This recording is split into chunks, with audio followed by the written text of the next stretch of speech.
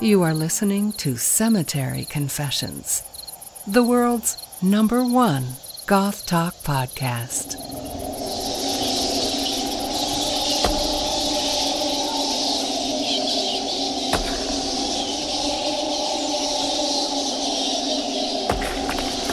Hello and welcome back to Cemetery Confessions. This month, we're going to be talking about the state of the scene and whether or not it's been declining over these last 10 years by discussing two new videos on YouTube, one from Amy Necrotique, one from Angela Benedict. We're going to be chatting about modern goth music, reviewing the newest album from Cruz De Navajas, responding to some listener feedback. We've got Sinister Suggestions and a bunch of other cool stuff. So as always, I am the Count, and filling in for Mark this month is Trey. Thanks for filling in at the last minute, Trey. Not a problem. And our guest this week is Desmond. You may know him from the death rock band Cemetery, as well as more recently from the fantastic record label Occult Whispers. Des, thanks for coming on the show. Thank you so much for having me. So if you don't mind, I'd like to introduce our guests by talking about, having you talk about kind of your history with goth. Sort of what was your first introduction to either goth or alternative culture? And then what is it that has kind of kept you involved and making music and going to shows and that kind of thing for all these years? And then, of course, let us know where we can find you on the internet. I mean, to think about where did it start? I mean, I was probably in like 7th or 8th grade or something. And back then, I mean, that was just like a general, like alternative, like subculture. I've lived in Chicago for most of my life. So it's, I mean, it depends. Chicago was a huge industrial town back in the day, you know. Yeah. I mean, with Wax Trax and like I remember knowing who KMFDM was before I knew who like Bon Jovi or like Metallica were, you know what I mean? So it was just like that stuff was just kind of like out and around, and it was pretty easy to get familiar with like alternative subcultures because for one thing they were all over talk shows when I was like a kid. Right. So like every single day after school there would be somebody on TV wearing like a Crass shirt or like just looking totally insane, and I was like this is so sick and I can't wait.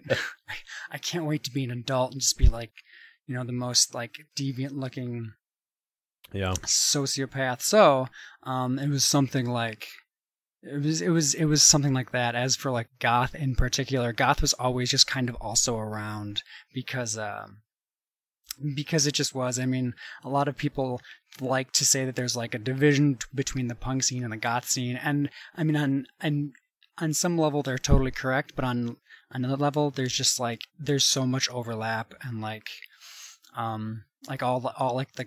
the punks I know have also always been into like Sisters of Mercy. They've also always been to like Bauhaus and stuff. So it was just like, I know I listened to Bauhaus in high school, but I don't think I got into like the guitar bands until a little bit later.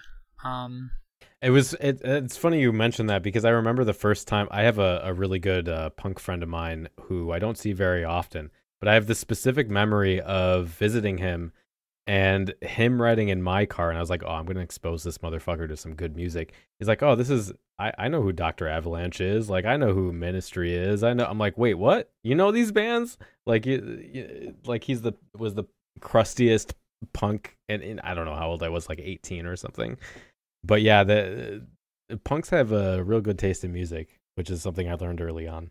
Yeah, typically, yeah. Especially when it comes to metal. The only good metal is made by punks, so keep that in mind. When did it get relevant? Because everybody can be a spectator and everybody can like kind of like wear clothes and stuff, and they can like find back in high school we made our own clothes, and like we like had like bands and stuff, but they weren't really relevant to anything. It was just kind of let's make as much noise as possible. I've definitely been involved in like the punks and like the DIY punk scene for like something like 18 years. and that's where I get most of my. That's where most of my like underground culture is informed. Is informed by is like the underground, and so like kind of like it's not necessarily about money. It's not necessarily about any kind of status. It's really just you're doing it because it's art, and and you do it just to do it because it makes life like worth it, you know? Yeah, I mean that's something I think that the punk scene, and especially today, has over goths. Is that I mean I know the goth scene has a lot of emphasis on supporting independent artists and kind of the DIY culture, but I think a lot of that has been waning recently.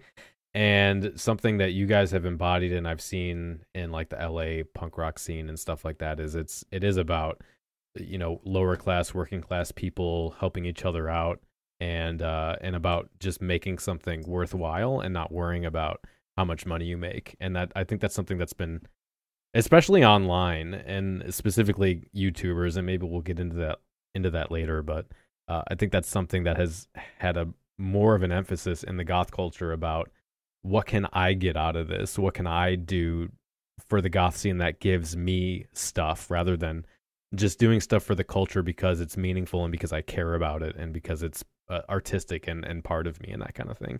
And I think you specifically and a few other people I know kind of really embody that. Yeah, we try because it's about it's about culture. It's about an actual alternative to like the rest of society. Do we want like our scene to just be a mirror of society that's like a little bit dirty or a little bit darker, exactly. Or so I can definitely appreciate that. It's like, I mean, I guess when I got noticed by like the goth scene, let's maybe like start there. In 2010 is when 4 of us got together and started Cemetery. And it was, and, you know, and that was it was like 4 like dirty stupid punks who were like you know who's really good? Like 2 of us were like, yeah, you know who's like Crisis is sick and stuff like that, and yeah, we should have a band like that. And then you've got Danny, who is the singer for Cemetery. He grew up on like Sisters of Mercy, on Virgin Prunes. Like his parents were goths back in the day. So like this is I didn't know that. So like for him, it's kind of like oldies. And he's like still way into it, but when I think about it, it's like no wonder why he's tired of like, you know, 12-string acoustics and stuff, because he's been doing this since he was a child. Like he's known who like all this. He's been listening to like Diamanda Galás for like his entire life. Right. So yeah. It's kind of like whatever to him, but he still loves it, and he's still like totally into it. So you know then we just started playing out, and we did a lot of. We only did like DIY punk shows for the first couple of years. I don't remember getting paid. I don't, you know, it was just like, and then we just did it. And every time we played, there was a few people who were like, "Well, I'm so glad that somebody's finally doing like goth stuff," you know. And we're like, "Fuck yeah!" Because I wanted to be a goth band. I never wanted to be like a punk band. Like I think that's what it is now. But I always wanted to be like some like very romantic fucking goth band. Right. Like, you know, it's but you know, things turn out how they turn out. Yeah. And it turned out okay. But and like since then, so I've been in Cemetery since then. I was in a band called Veil Vitric for a while. I'm doing a couple other projects. I've got like, I mean, everybody has a bedroom project because you kind of have to. If you're going to be a musician, you have to like have some kind of bedroom thing. Yeah. And that's called Gang Burials, which is somewhere on the internet if you want to look for it. Okay. And then what I do pretty much every day is this label called Occult Whispers, and I've got like it's like a DIY label, and it's also a like a mail order distro, and then I also have a Bandcamp where I have everything that I've released plus some other stuff that I've been authorized to give out for like a pay what you want kind of thing. Yeah. For pay what you want, because like I said, it isn't about money. It's about the culture. And I remember being like 15 and having no money to spend on anything besides, like food. So it's like, it was, it's just, it kind of like boggles my mind when people like try to make money off of underground music. And I get it. Like there was a time when you could totally do that. Yeah. Like there was that article where like Wumscut was like, oh my God, I'm not making any money. And it's like, well, duh, because you have to fucking tour. That's why like the Chameleons are still touring all the time. Yeah. That's why bands like a 999 never stopped playing, because you're not making money unless you're touring. And even then, like, it's, people think that there's money in music, and like, unless you get licensed by like for some car commercial, you're not going to make money in music. Well, okay, so then I have to ask you, this is not the We Have a Technical podcast, but I have to ask you then, what's this question that everybody, every music industry person gets asked on every podcast is, what's your take on streaming services like Spotify and that kind of thing, and the quote unquote death of physical media, as far as it is, selling music is and being an artist full time is concerned? Well, the death of physical media is definitely like a bummer for me, because I'm running a label, and I could be a digital label, but at that point you're just like a tastemaker and like a sound curator at that point. And it's still kind of running a label, but it's not, sometimes I think like this isn't 1994 and I shouldn't be like thinking like this, and maybe I should just go to like all digital, but then how relevant would I be when every band can just kind of push themselves, and you don't really need, I go back and forth, because we do need people to like curate and like look through things, and like, because there's a lot of like shitty music out there, that whether it's like just out there to be out there, or it's out there and like people are trying and they're just doing a really bad job, because no offense to anybody, I mean, if you're trying, keep trying for sure, because that's how you get better. But I think that like in regards to like Spotify, Google Play, which I've never actually ever downloaded any music from. I've never used that either. Yeah. I mean, apparently Cemetery is on Google Play. Are they really? Yeah, and like, well, because once you like when you sign a contract with like a digital distributor, they just get you onto everything. Okay, yeah, sure. I don't know. I'm really just talking out of my ass, but like, I'm sure that all those sites are owned by like 3 companies anyway. So yeah, it's like, right. It's like whatever. Well, but I mean, there has to be. I know a few years ago there were a bunch of articles about how records were making a comeback and that kind of thing. There has to be some audience for physical media and for that appreciate like an entire album and that kind of thing. I would imagine it's probably shrinking, but it kind of gets into that collector's territory, right? Where they're like, I want a cassette tape, I want a LP record kind of thing. Yes, yeah, and it's and I remember seeing that vinyl sales are making a comeback, and vinyl is outselling CDs and stuff like that. Yeah. And that was a while ago, and that's great too. Part of the reason why I've heard that like the numbers are so big is because the distributors will sell records to stores, but then they will not take them back like they used to. Like they used to take returns and stuff. I was at a record store in Cincinnati last summer, and I was talking to the guy about it, and he's like, all these stores have all of this stock of records that have like officially sold, but they're not leaving stores. Right. Like think of all that like Third Man Records crap that's just everywhere, that I can't go to a record store now without finding like 17 Third Man singles in the way of the music that I actually want to hear, Right. And it's kind of, I mean, I think those numbers are a little bit skewed, which is unfortunate, but also, I mean, the people who want records also have other bills and stuff. And I think because like I do spend a bunch of money on records. I do like a lot of my like expendable income. But the keyword there is the expendable part.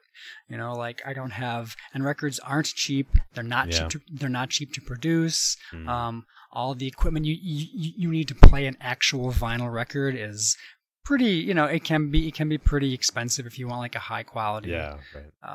Because that's the whole point, is the fidelity. Yeah. Or you can just listen to, like I listened to the entire Cruz De Navajas album on Bandcamp, and that was fine, and it sounded good, and it's digital, and it doesn't actually exist anywhere except on like a server. So I do want to get the record though. That record's really good, but I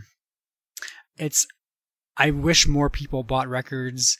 I can tell you that from my distro, it's a lot of the same customers, like once a month buying stuff. I don't get too many new people.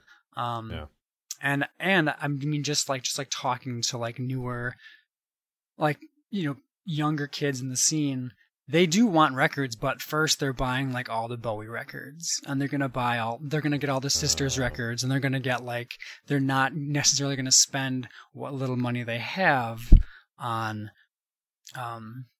I don't know, fucking like an Air Hunger 7-inch or like some other like obscure nonsense that they don't, that like they think is cool, but they don't want to actually, like, you have to like kind of pick and choose what you're going to get.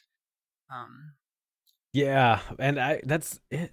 Oh man, that's interesting, because for me, I want to get the new stuff. I want to get the obscure stuff, and from what I've seen online, it seems like the younger kids are more interested in new things, but maybe they're not. Maybe I don't know. I see so many people complaining about, oh, you can't tell me I have to listen to Sisters of Mercy and Susie and the Banshees because they're old and they suck. Like, I want to find the new stuff that I just assume all the younger kids are looking for, like, I don't know, Drab Majesty and the more synthy kind of newer bands, but yeah, I think that's depends. No, that's a good. I do think that's a good point, and I do think that kids are looking for. Kids are definitely looking for like a lot of stuff. Obviously, they're going to want new stuff and old stuff. It's just, I think that when there's like a million copies of First and Last and Always out there versus like I still haven't seen. I've been looking for a copy of the Demonstration from Drab Majesty on vinyl for a couple of months. Like, I've been like passively looking for it in record stores, and I never find it. Yeah. But I keep finding like Gene Loves Jezebel LPs that I didn't know existed. Like there's just so much more, and it's so much easier to get something where there's so much more copies of. Yeah, I mean, I don't know if that's why record stores are dying, but I never, like, sometimes I'll go to a record store just to see what's there, but I don't expect to find anything that I want. Like, if there's a record I want, I will look online for it. I'll buy it from the Bandcamp page, or I'll look on Discogs or something like that. But I don't expect whatever local record shop I have to have stock of a specific goth band I'm looking for. So before we jump into the news, I have a brief announcement that I wanted to make you all aware of. As of, about a week ago, Patreon members now have access to a Cemetery Confessions Discord channel. I added this to the Patreon page for anyone at $1 and up because I wanted to make this a benefit for as many people as I could. Essentially what Discord is, it functions as essentially a chat room. There's a few different rooms within the Cemetery Confessions group. So you can get a app on your phone. You can use the desktop browser version. You can download the software, however you want to do it, whatever is easiest for you. If you log into Patreon, you can get the link to join the Discord group, and then you're in. And what you'll get is access to me, because I will have Discord on me most of the time. So I'll be in there chatting it up. In fact, we've had A lot of fun conversations happening already, people recognizing each other from hearing their names read on the podcast. And you'll be able to kind of join this small exclusive community. I know there are other goth Discord groups out there, and because they're public, they tend to get some, not that I'm throwing shade, but you can get trolls, you can get people who just want to be, over the top elitist or rude, or, not have a conversation and just have a shouting match, and that is not what our group is about. And because it's such a small group of people, we're able to kind of control for that and have more meaningful, fun, lighthearted discussions and talk about stuff outside of goth. We've been talking about music, talking about video games and books and DIY tips and all kinds of other fun things. So if that sounds like something you'd be interested in, go to patreon.com/cemeteryconfessions, sign up for $1, and you can join the Discord server. That's, of course, only one of the benefits you'll get at the $1 a month level. There's other stuff that comes with that. I was just excited that we finally have a Discord now, and you guys can all instant message me, and we can chat and hang out. All right, so we're 30 minutes in. I haven't even started the main segment of the show, so let's go ahead and jump into the news. If this boy did this, and the gothic, stuff that went around it and the motive and everything, don't we all sort of want to know, that could be our teenager, that could be our kid doing that? How could that possibly happen? Being described as being involved with the goth movement, but what exactly is that? We kind of know it when we see it, but some aspects of a goth lifestyle could they provoke such a murder? All right, so this month we're going to be covering two YouTube videos. Usually we talk about blogs or news articles that are getting a lot of coverage. I actually have a lot to say about the content that's been coming out, but I'm going to save that for a Patreon live stream. But we're going to, the main subject of the news section is going to be about the club scene and what that's looked like for the last 10 years. And we're going to be talking about two very different takes on that subject. The first one we're going to cover is from Amy Necrotique, who's a industrial DJ who's been in I think she's in Canada. I don't remember exactly, but she's been involved in her scene for about 18 to 20 years. So I'm going to have the link to the full video in the show notes if you guys want to actually watch what she has to say. And as far as our discussion goes, I'm going to be pulling out quotes and just kind of talking points from the video to discuss. So she starts this video saying that the video is for people in their 30s and above, people who have been around long enough to watch goth events go downhill, and that's a quote. So I thought we could start this whole thing by just talking about personal experiences of the last 10 to 20 years, however long you've been going to club events. Because Amy is infamous for making videos about how the club scene is dead and millennials killed it. So what's your take on the state of the club scene and the turnout to concerts, and what might be the cause of that kind of thing?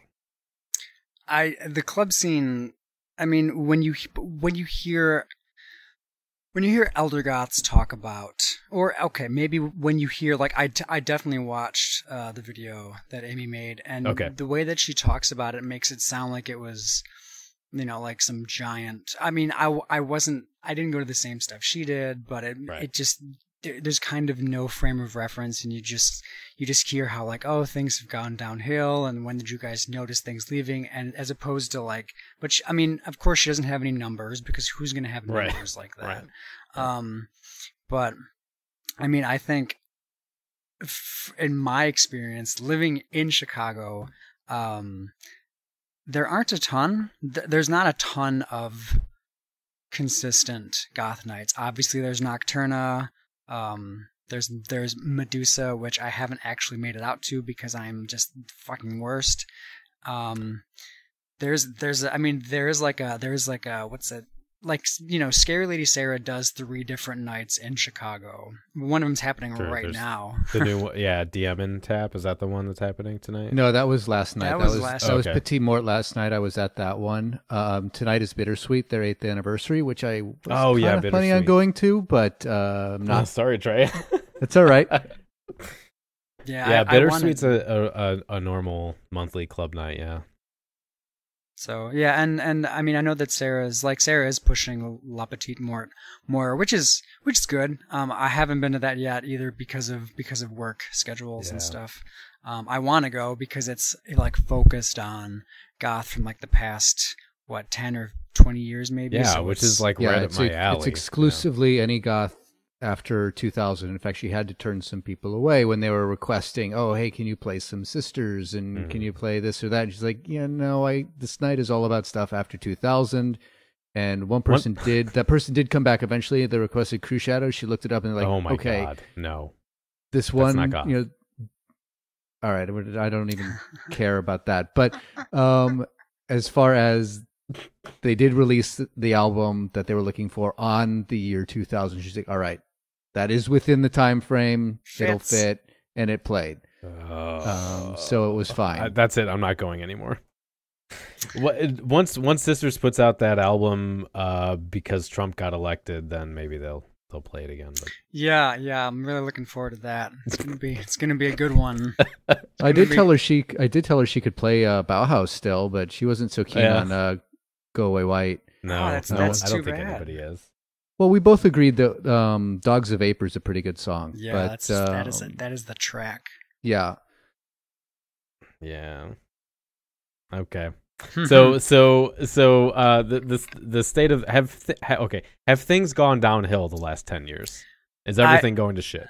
I mean, no. I think in my experience, the past couple of years, club nights have been more interesting. There have been more people. It's been more varied.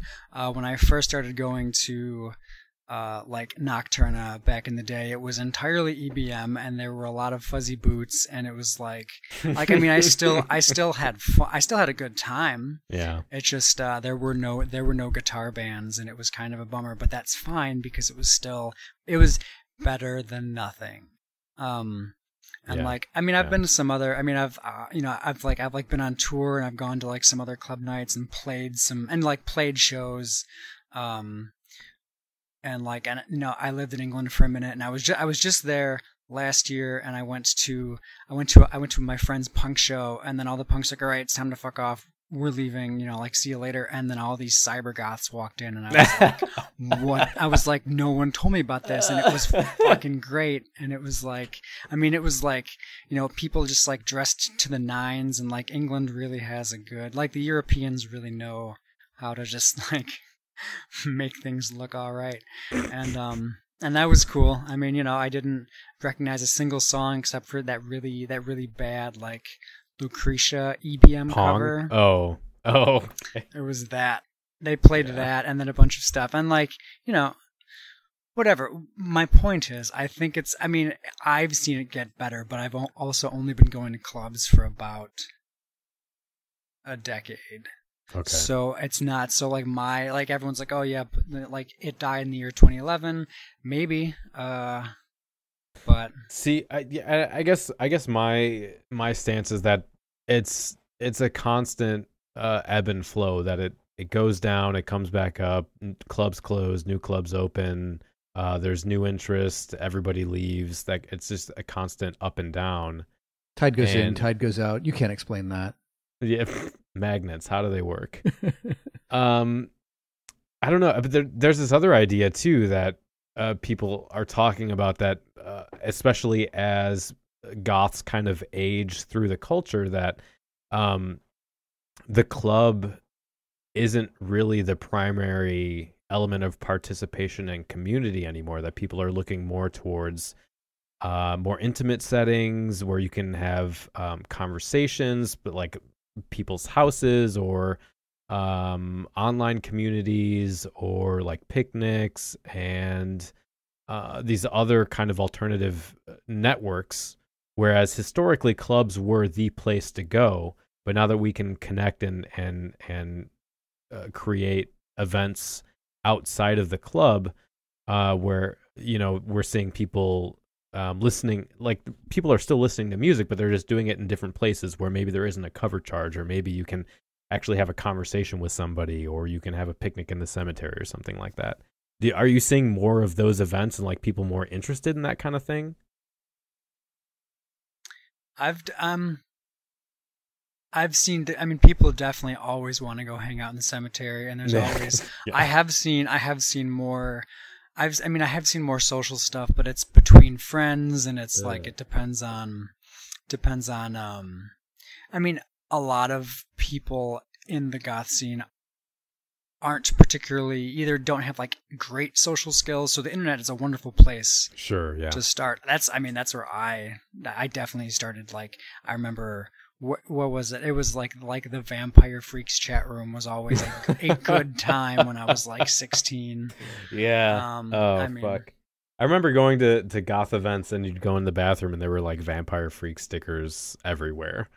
And I was like, yeah, that was cool at some point. Like, have you been on Vampire Freaks recently? It's a nightmare. No, but I'm sure it's awful. I'm sure it's really good. Oh no. No. Oh no. I mean good. I mean good in like a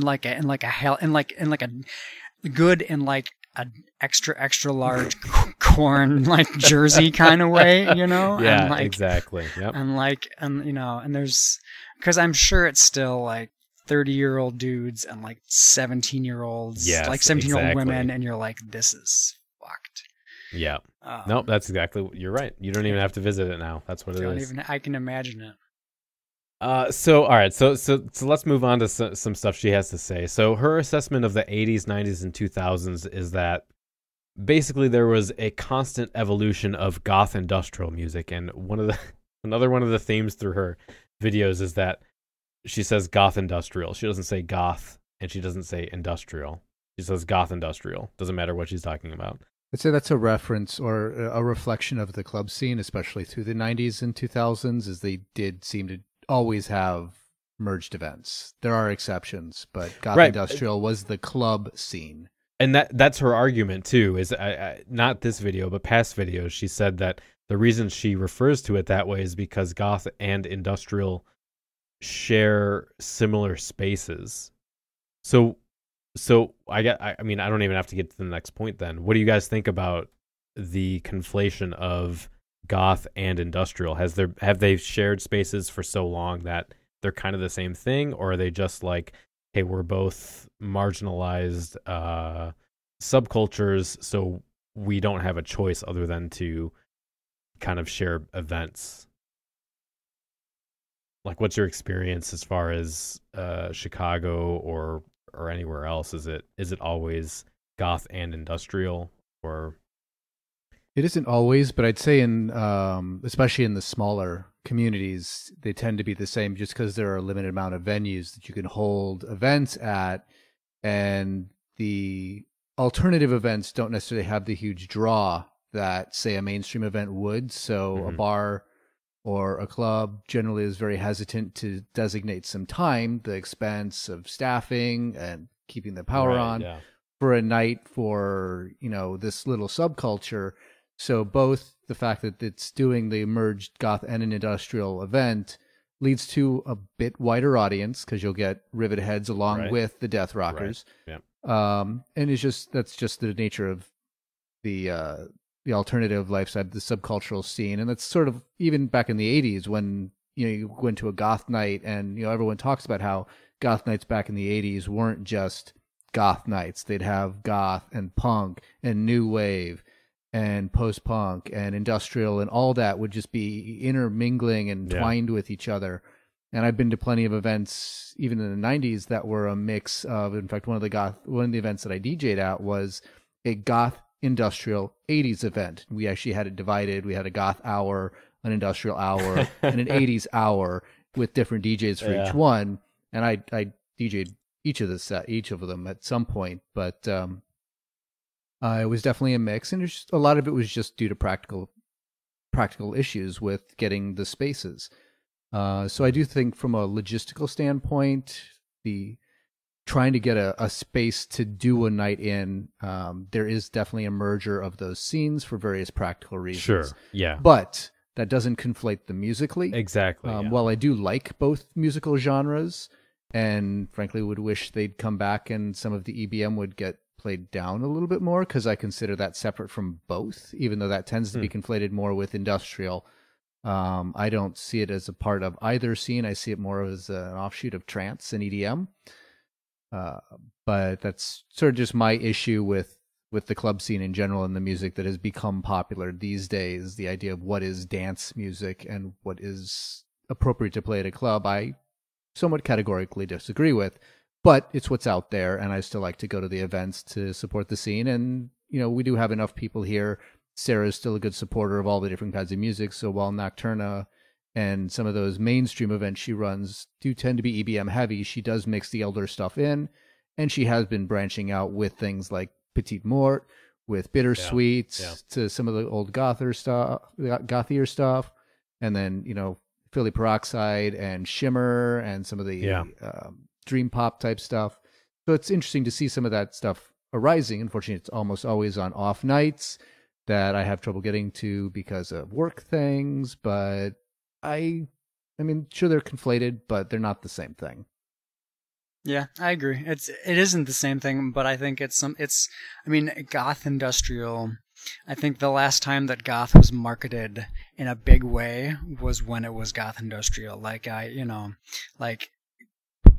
Think about Cleopatra and even a couple of years ago I bought this set that was floating around, that one of the DVDs was all 90s goth, and one of them was all industrial stuff. And it's just the last time that I think it was marketed to enough people to have a really far reach is when it was goth industrial. And let's face it, I think industrial is dance music, and dance music is more easily marketable than Corpus Delicti. There was a time when you could be without the internet and be younger and find out about that kind of stuff, whereas now you're not going to run into the goth subculture as easily unless it's through something like Instagram. But if goth or Instagram, it's probably emo rap. So unfortunately, it's funny. I just watched. My wife has been watching Gilmore Girls. And I've been watching some of it with her, and there was a scene recently in one of the episodes we watched where one character was yelling at another and said, "All you want to do is listen to Joy Division, and everybody knows you can't dance to Joy Division." But yeah, the industrial stuff is definitely more dancey, and I think that's why that gets conflated in clubs, because you can draw an audience. But that kind of plays into her next point here, at least the one that I wrote down, is that she was saying that the clubs used to be packed, and then around 2010, when they started to decline, you were getting DJs playing Lady Gaga and Marilyn Manson and other non-industrial bands, because the attendance at clubs had started to decline. So the DJs figured that if they tried playing more mainstream artists, they would bring new clientele in. But she said that did more harm than good. So what is this something you guys saw? I mean, I've heard of this in other scenes, but I haven't necessarily experienced this. No, I've never seen Lady Gaga played at any sort of club that penned itself as goth industrial. Though, to be fair, if I was still DJing, there are a couple songs that I might play every once in a while. I put into a mix from Lady Gaga, and that's fine. Definitely Marilyn Manson was played even as far back as the late 90s, with, Beautiful People, The Dope Show.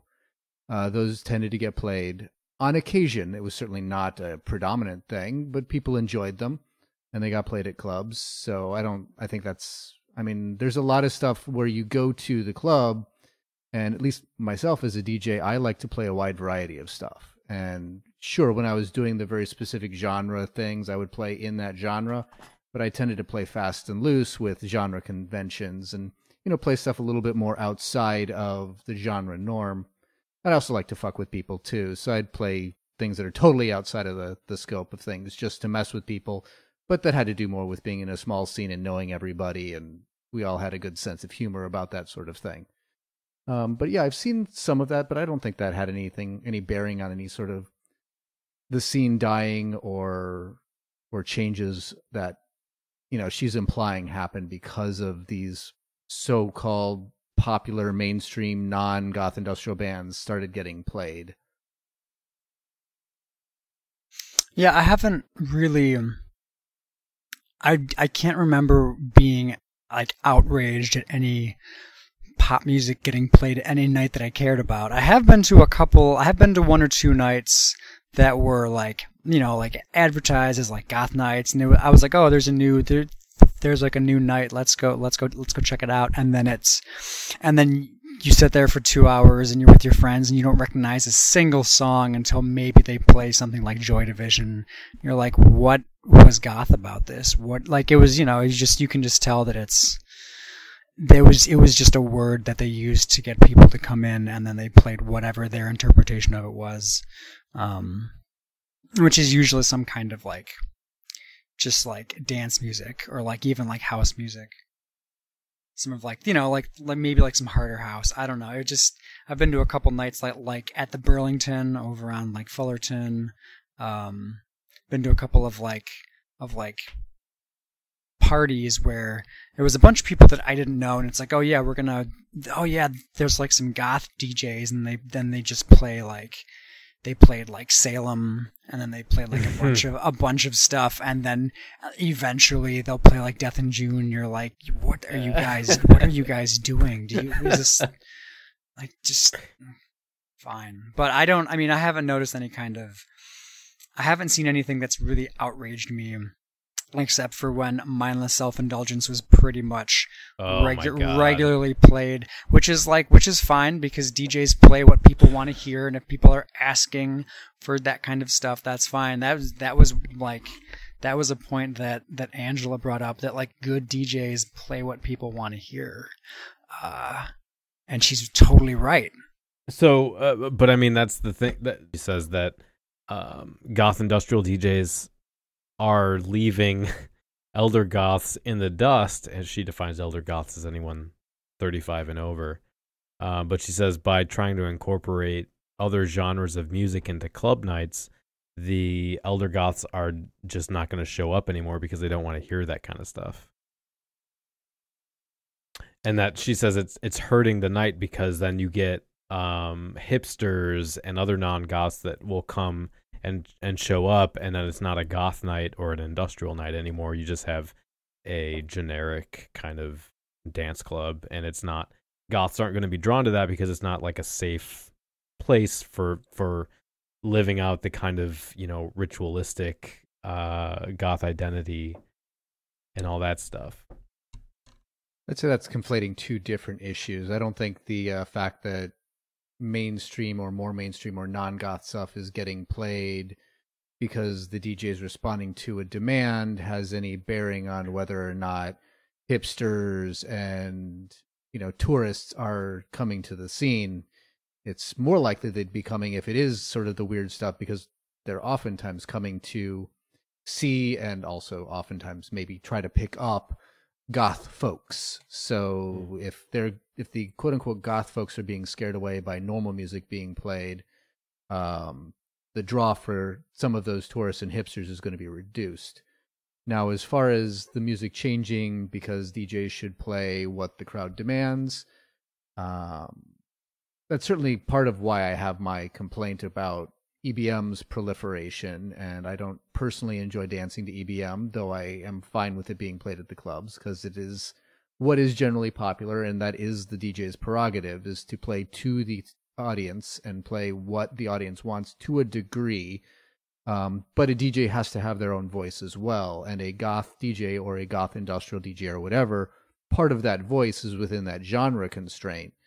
And I've been to many events where either myself as a DJ or, last night when Sarah was DJing, people would come up and they'd request things that are outside of the scope of the night, be it older goth at as an event specifically designed around a newer goth, or when I was a DJ, we had some issue with people wanting to request death metal at what is a goth and industrial dance night, and that's not right. While we might enjoy death metal or some of that stuff, it's not part of what this night is intending to portray. But there will always be an evolution of what's being played, where it went, between, the 80s synth poppy and post-punk / punk stuff from the 80s, as that transitioned over into the sort of goth industrial merging and the rise of industrial metal, or at least the guitar-based industrial, your wax track sound in the 90s, and then that evolving in the late 90s to the 2000s with the rise of your EBM bands, the influence of the EDM culture, trance and techno coming in through Covenant and V&V Nation, and how that's all evolved. And that's been a continuous evolution as tastes have changed, and the idea of what constitutes a dance club and what is danceable club music has evolved. That's always going to be the case. But it still sort of stays within some sort of a vague genre parameter. But I don't think there's any part of that has anything to do with an ebb within the health of the community, or the scene dying, or some sort of a goth flight from these club scenes because they're playing verboten music like too much Lady Gaga and Marilyn Manson.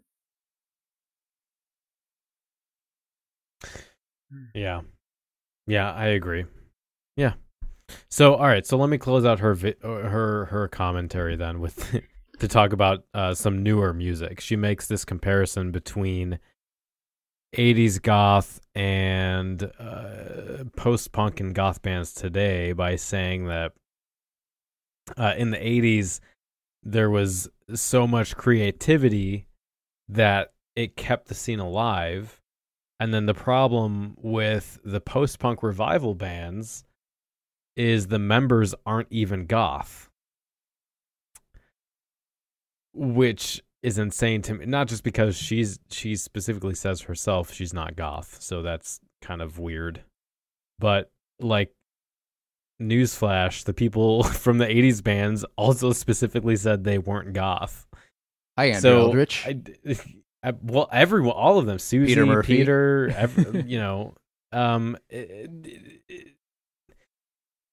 and like, sure, okay, I get it. Like, it's the ideal is for goth bands to have a goth aesthetic. Like, there's this thing now about post-punk bands looking like indie musicians. Like, I was talking to somebody, they said if I saw the lead singer from the Soft Moon walking around a goth club, I would think he was lost. But it's I don't think judging that's how you, like, bands like Masquerade or what's her other band,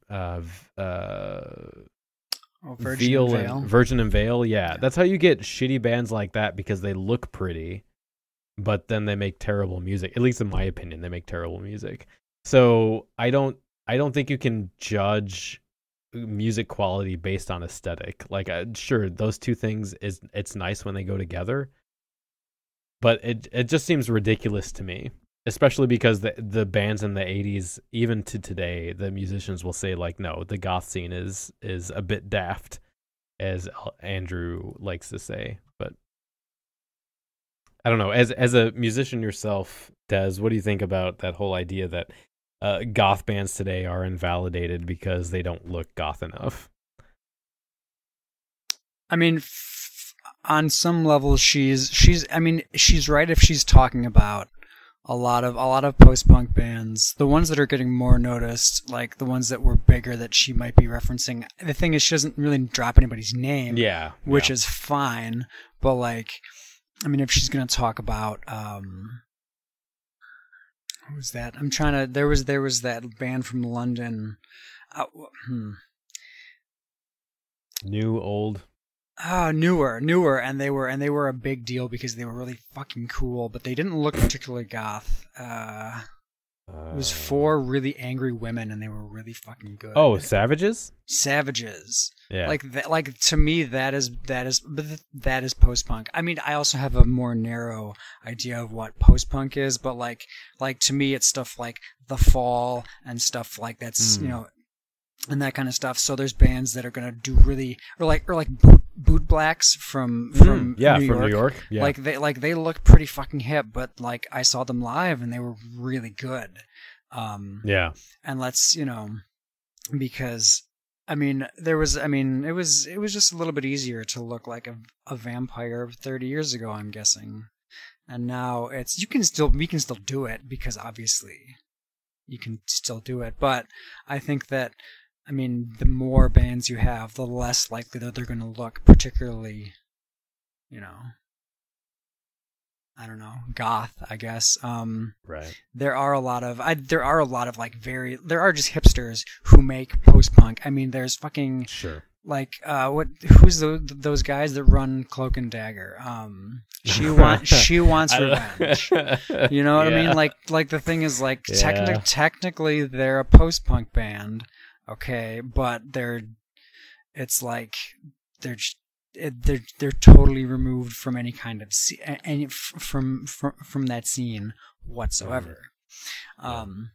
So she kind of has a point, and I'm not gonna lie. Most of the post-punk bands that I can think of are all made up of punks and fucking artists and fucked up weirdos, not necessarily capital G goths. The capital G goths are definitely making synth music, and they're definitely doing some death rock stuff. But when I think of post-punk, it's usually it's a little bit more accessible, and because Joy Division was arguably one of the first post-punk bands, and they were kind of, they didn't look like, they weren't goths. They weren't goths. That's it. You're right, Trey. That's it. Because I don't want to say that, because I love some of that, I like that dark, there is something that's still very dark about a lot of the bands from the 70s, like Joy Division and Cabaret Voltaire and stuff like that, who they did look menacing, and they did look kind of fucked up, kind of, for the time, in a specific way, but they definitely weren't goth. But then so did the Sex Pistols and the Cramps and all that too. There was the sort of menace was certainly there. My main issue with it is that I guess my idea of post-punk is a little bit more broad, and post-punk, it's a pet peeve of mine when post-punk and goth are conflated. They are not the same thing. Mm-hmm. Goth is an offshoot of post-punk, just like industrial was and new wave was and all these things. Yeah. But post-punk bands, sure, Sisters of Mercy and Susie and the Banshees were post-punk, but so were the Talking Heads. Yeah. So was Throbbing Gristle. Yeah. But they're not goth bands. So when a post-punk revival comes out and complaining that the post-punk revival people aren't goth, that's so what? They don't need to be goth. Post-punk has nothing to do with goth other than being the cradle from which it was birthed. Now, modern goth bands should probably look goth or have some sort of that aesthetic going on, and most of the ones I see do have that to one degree or another. Not everyone's going to go, dressed to the nines, be, a rebirth of the Virgin Prunes or something that. But, they're usually dressed in very functional black, and they, you look at them lined up with other historical goth bands, and they don't really stick out as being different. They're got the similar aesthetic, and the music is in the right style. So I don't see any of that. And a lot of the newer goth bands, they're goth. They look goth. They're more likely to have goths in them than the original goth bands, as you point out. Most of the original goth bands didn't consider themselves goth, mostly because that wasn't really an identity that people had at that time.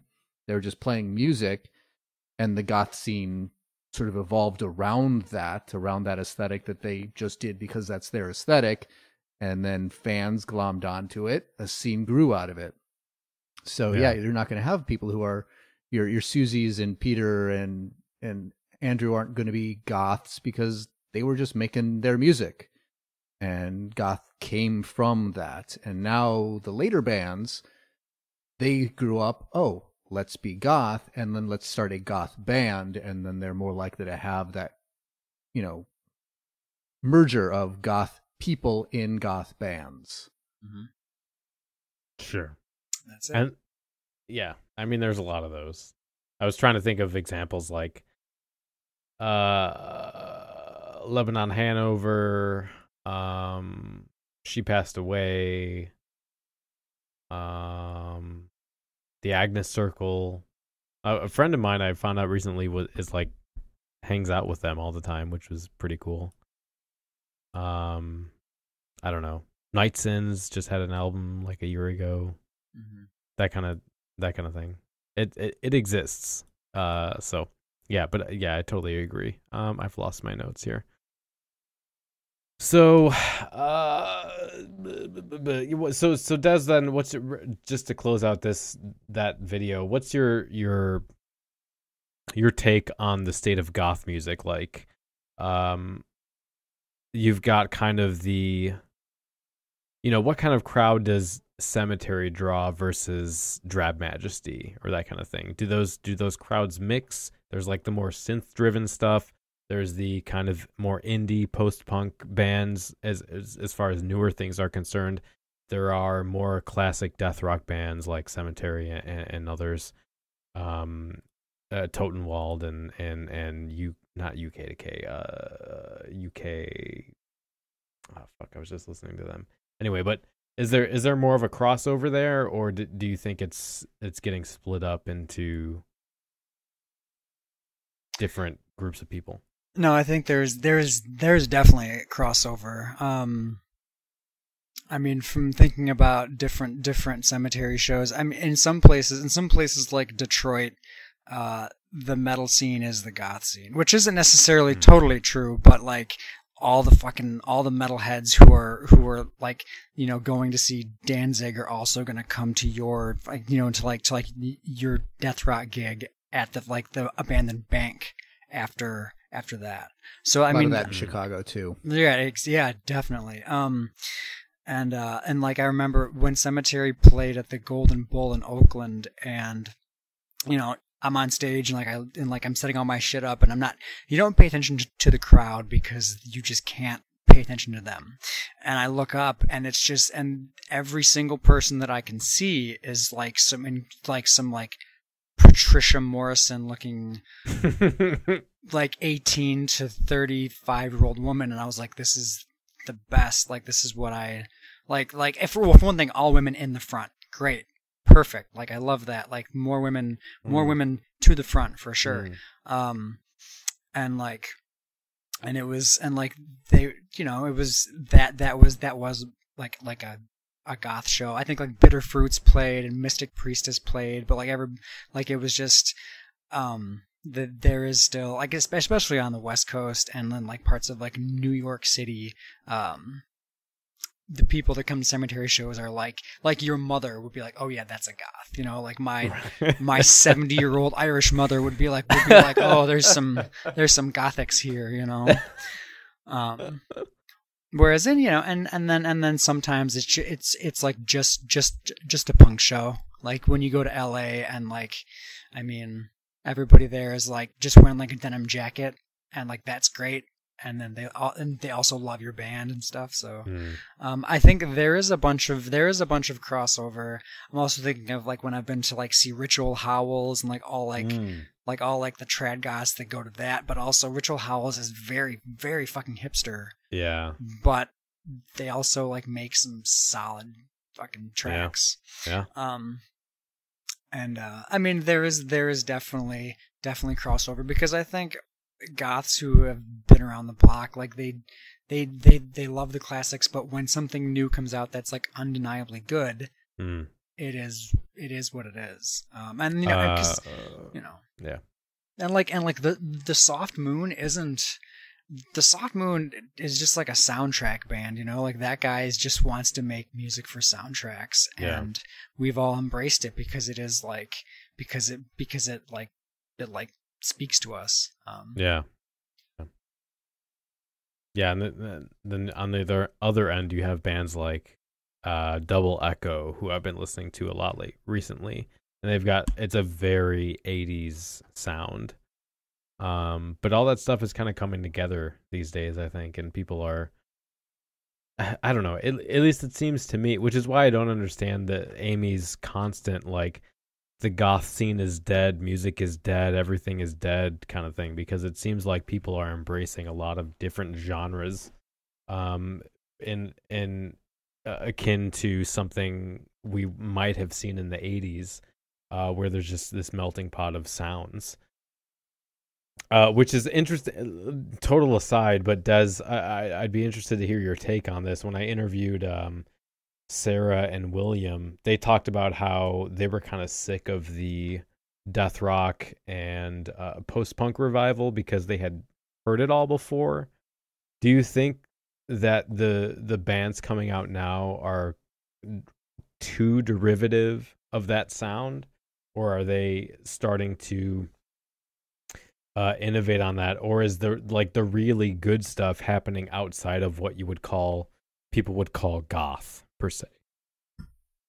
I know. I think it is. I do think it is too derivative, and it's not like they're not necessarily ripping off. They're not ripping off enough bands. No one's ripping off. No one's ripping off Virgin Prunes. No one's doing stuff that, like, no one's doing. Even if they did stuff like,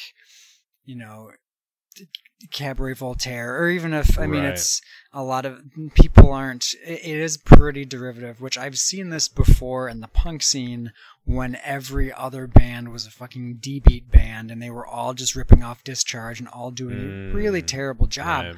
Yeah. And so I got really tired of because I toured around I toured around the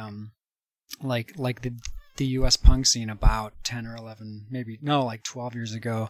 And every other band was a D-beat band. And it's like I've seen it before. They're just not doing that good of a job, and they need to kind of expand their horizons, So I do think that things are derivative, but there are people who are doing things that are super interesting, for sure. And there's people who are also doing the rip-off totally right. Yeah. She that first She Passed Away record was pretty flawless. I guess that's going on a couple of years. That's been out for a little while now, but that was excellent. So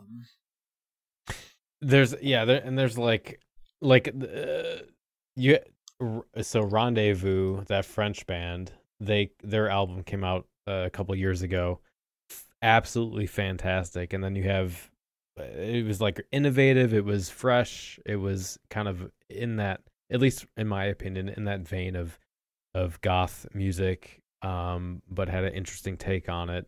And then you have and they're, I don't know if they listen to the podcast, but they might be pissed, but Radio Scarlet from where are they from?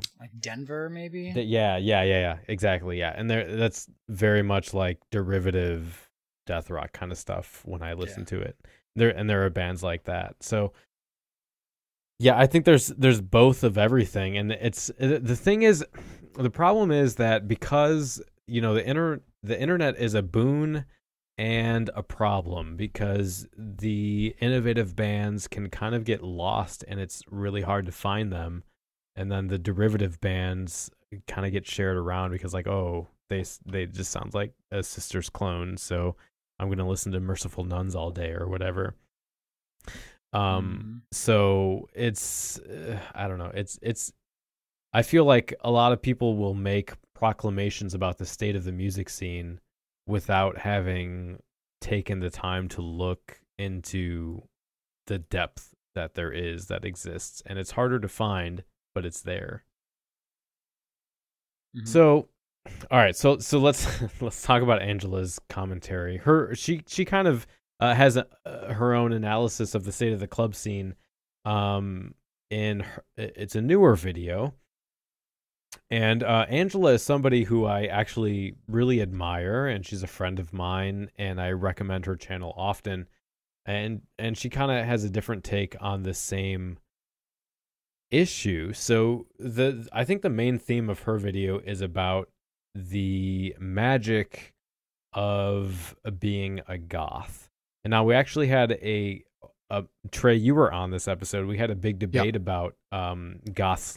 I think it was called Goths Loss of Mystery, where we had some people on each side of that debate talking about, has the ubiquity of the internet and the accessibility of information caused a loss of the kind of esoteric and mysterious nature of goth culture. And she has an interesting take on this. So well, Des, let me ask you first, like, do you feel as if, because goth now is basically 40 years old, do you feel like when you go to a show or when you go to a club or when you look up stuff online, has the magic and the mystery and the mystique of goth culture kind of dulled for you? I mean, it's definitely not like it was when I was first discovering it. But if you're doing it right, it can get there's definitely the essence of it in there. I mean, if you have the right atmosphere, in regards to clubs and stuff, if you have the right atmosphere, if you've got the right, like, you know, if the promoter puts in some effort into making it look like not like a pub, or not like a, you know, I do think Sarah does a Back to the Batcave.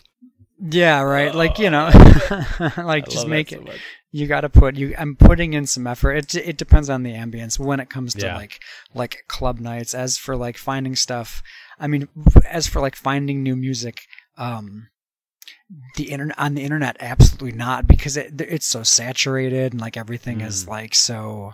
It's just, you know, unless it's finding something that's like 35 years old that I haven't heard, that I'm like, what is this? That's when the magic comes back. Not necessarily hearing, like, you know, if I stumbled on some, I don't know, cemetery tracks, I'd be like, oh, cool.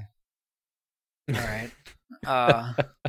But like, you know, finding something that's kind of like lost to time, as opposed to that's like getting like shoved in my face all the time. But I mean, and I think there's some people who, or even in regards to fashion, like I do look at the old Instagram a whole bunch, and some people I'm like, this motherfucker is on point. They know exactly what they're doing, and like, even though it's derivative, it's like, that's tight, that's cool. Or like somebody who, you know, sometimes I just saw some pictures from like some like, maybe like Korean fashion week, and like those women just looked totally nuts, and I was like, hell yeah. So it's you know, it's if you're doing it right, yes, but typically if I like, when I hear like, oh, there's a new goth thing, I'm like, yeah, okay. Well, I mean, and I give it a shot though. I have to give it a shot. Right, yeah. Let's get into her opinion, her opinions about why the magic of the goth scene has lessened over time. So the first point she makes is, she says, in the 90s, the 80s goths were still at the clubs, and the 90s, as they brought on a new style of dress and a new type of music, a kind of darker, more goth sound, as a lot of the 90s bands would say that the 80s were great, but they weren't dark enough. One of her arguments is that even though this was occurring, there was a change occurring. There was not a division between the 80s goths and the 90s goths. That despite coming up in different eras, the 90s goths never saw themselves as different from the 80s goths, and that they were all still very much part of the same tribe, as opposed to now, where the newer sounds and the newer styles are very much seen as set apart from classic goth, I guess. I don't really know if I think that's true, if I agree with that. I think it's to a degree just a change in perspective, because I would say that, yeah, when I was going in the clubs in the 90s, there were still plenty of 80s goths who were coming out to the clubs. And I, as the 90s goth who had just started going to the club, sort of felt a kinship to them, because I was also into that older music and could talk to them on that level. But I always felt that from their perspective, they were still seeing, oh, these new 90s kids with their 9 Inch Nails and the goth industrial stuff, and what's with all the guitars in the industrial, and oh god, I still overly hate that. I know you do. Overly self-conscious, dark music. Where's the fun and the silliness from the old style goth stuff? So I think the '80s people did see a little bit of a distinction about kids these days. And now we've got a similar thing happening where we've got the 2000 Goths are the new ones, those crazy millennials who are ruining everything. But the 90s Goths are still coming out. There's some 80s Goths too, but we're just going to go with the one generation shift. So we have 90s Goths coming out to events and 2000s Goths coming out. And, I interact with a lot of people of both generations. And again, when I talk to the people in the 2000s Goths era, they're feeling kinship with the older one. They're loving the old bands from the 90s and liking all that and feeling this kinship. But the 90s Goths look at the 2000s Goths and think, what the hell is going on with this? What is with this EBM shit and the fuzzy boots and all this garbage that's in here? Why are they so different from us? And I think it's the age-old thing when the previous generation is looking at the future generation and thinks the world is going to hell in a handbasket, where the future generation looks back at the previous generation like, whatever, we're just continuing that sort of thing. We're doing the same sort of stuff. And that's where you get the problems with the new generation being, no, I want to be goth and I want to be, and I don't think there should be this distinction. And some of that causes problems when they're trying to alter the new one to be whatever the current people like is now that old thing. Your health goths and your new goths and pastel goths and whatever, who are always talked about as if they're trying to redefine the genre to match what their personal preference is. But what they're really seeing is they're looking back and going, no, I'm part of this. We're all part of the same thing. There's not a division here. But the old guard is looking at these new upstarts and going, yeah, there is. There's absolutely a division here, and I don't like where this is going. There's this weird something I've been seeing recently, and people have messaged me about, that there's this resurgence of young goths who are really into Marilyn Manson. Yeah. And that there's this, like, there's enough of a time, because, like, when I was growing up, it was like, oh, Manson is this guy who kind of looks goth and everybody thinks that he's goth, and they make all these associations with Manson and goths, and like I go out to the mall and buy my Trip pants and my Slipknot shirt, and everyone's like, oh, hey, you look like Marilyn Manson, and I'm like, no, man, I'm a fucking goth, whatever. But it seems like there's been enough time between Manson's like mainstream debut in the 2000s to now that like he's cool again with the younger goths, which is just really fucking weird to me, because it was such a contentious topic in the 2000s of like, oh no, he's shock rock, he kind of looks goth but he's not goth, like stop calling us goths, stop calling us Mansonites or whatever, we're goths kind of thing. And it's like, I don't know, everything old is new again. Yeah. I mean, people are into the like 90s nostalgia, which is the fucking worst. And like he was definitely from like 96 to like what, 2002 or something. He was he was like around, in like the mainstream. I remember, I mean, there were people like Marilyn Manson was where jocks cut it off. Cause like, I mean, like what did we listen to at like wrestling practice? It was like the radio and then like Slipknot and stuff. And you're right. And cause it was, or like, it's like Disturbed. Right. Yeah. But then you've got this fucking like evil clown guy who can suck his own dick cause he had surgery to do it. And like if I was like 17 now, I'd be like, that's so sick. Like he was the, like, oh my God, that's like if I was a kid, now I want to like, suck my own dick. I can't wait to suck my own dick. Yeah. Like that's just like what I can see why. And because people like 90s, all like that, like horrible 90s fashion, people are back into that again. So it's like, it's fine. It makes me sad. It's fine. I mean, at least no one's gotten into like Rob Zombie fashion or anything, like they could be that. I mean, I know they're touring because everybody keeps talking about it. There was a Juggalo march on Washington at some point. I was like, what universe am I living in? That we have. Yo.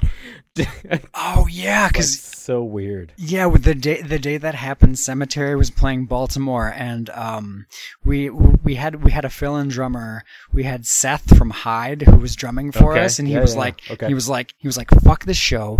We are going to DC. Like Juggalos are fucking sick.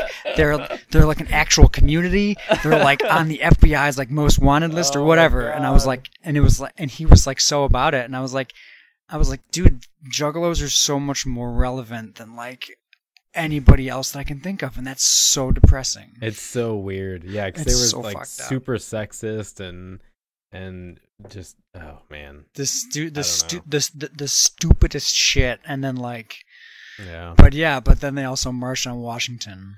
Yeah, so that's they've got that. That's the thing that happened. Yeah. All right, so another point she makes is that before we move on, I had a sort of a question to pose to the audience because I don't know an answer to this. But since we were using Marilyn Manson as the example of something that in the late 90s within the goth scene was viewed as sort of antithesis, a bane on the community that has now been somewhat embraced by the 2000s era goths. Mm-hmm. I'm curious if there was a similar iconic group from the 80s to 90s transition, where it was someone from the early age of goth to the 90s era of goth, where they were moving it along, or they got big in the late 80s and were embraced by 90s goths. And I could think of maybe something like a Nine Inch Nails or even like a Typo Negative as a possibility. But I'd be curious if there was a similar polarizing figure that seemed to get embraced after the fact during that transitionary period as well. Was the Cult always okay to listen to? Because like once you after Love, the Cult they get pretty cock rock. I mean, it's still really great, but like I can see, maybe that's just me looking back on it and thinking like, oh yeah, Van Halen, Poison, the Cult, like maybe that's fucked up. Maybe that's a fucked up thing to say, but I'm just speculating here. Certainly could be a possibility. Most of the people I knew from the 80s who liked the Cult were pretty much just all about the old stuff and weren't really paying attention to the new stuff that much. I kind of throw the Damned and who else? The Mission in there. Mm-hmm. But I don't know. I don't because if you're thinking along those lines, you've got like Alice Cooper, Screamin' Jay Hawkins, like the musicians that were really extreme, because that's what Manson was for his time. He was the really extreme person who he kind of appropriated the goth aesthetic and the BDSM aesthetic. But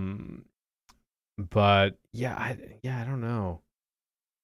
Cocteau Twins, but like you're talking, Manson was like kind of singularly one of the, like the Elvis of his time, right? He was he was the thing that parents hated and the kids were into, and was like really contentious. Which is I don't know. That's why it's so weird to see it coming back, because all the mall goths loved Manson when I was in high school, but I still remember there being this huge debate over Manson. Like, fuck Manson, he's not goth. Like, oh yeah, no, it was definitely something that was. I mean, like I said, it did get played every once in a while, but with under duress. There was a lot of sufferance. A lot of people in the 90s who were like, "Oh my God, Marilyn Manson, no, never, I'm leaving." Yeah. Time for a smoke break. All right, so let's get through some of her other points. I got a couple more here. The goth fashions of the 90s weren't as dimorphous as they are now, which basically meaning that like you had the more romantic fashions of the 90s mingling with what would be called trad goth now, and that there was still this sense of kind of goth as goth, rather than saying that and Trey, you brought this up in the interview we just did, but this notion that I am a cyber goth, or I am a romantic goth, or I am a trad goth, and each of those things implied their own ideologies and their own groupings, Whereas people complain that now there's even a more like hyper version of that, where you have more and more divided groupings of people based on their fashion style. Whereas what Angela is arguing is that in the 90s, we didn't have that kind of thing. We didn't say, if you're a romantic goth, you're into this, this, and this. It was just like, you're a goth. You just dress this way. So what do you guys think of that? Do you think that these, you know, in the 2000s and today, we have this kind of hyper individualized subgroups of goth where people are feeling like they're forced to fit into a smaller and smaller specific version of goth style, whereas in the 90s it was more like, we're all just goth, we just kind of express it in different ways?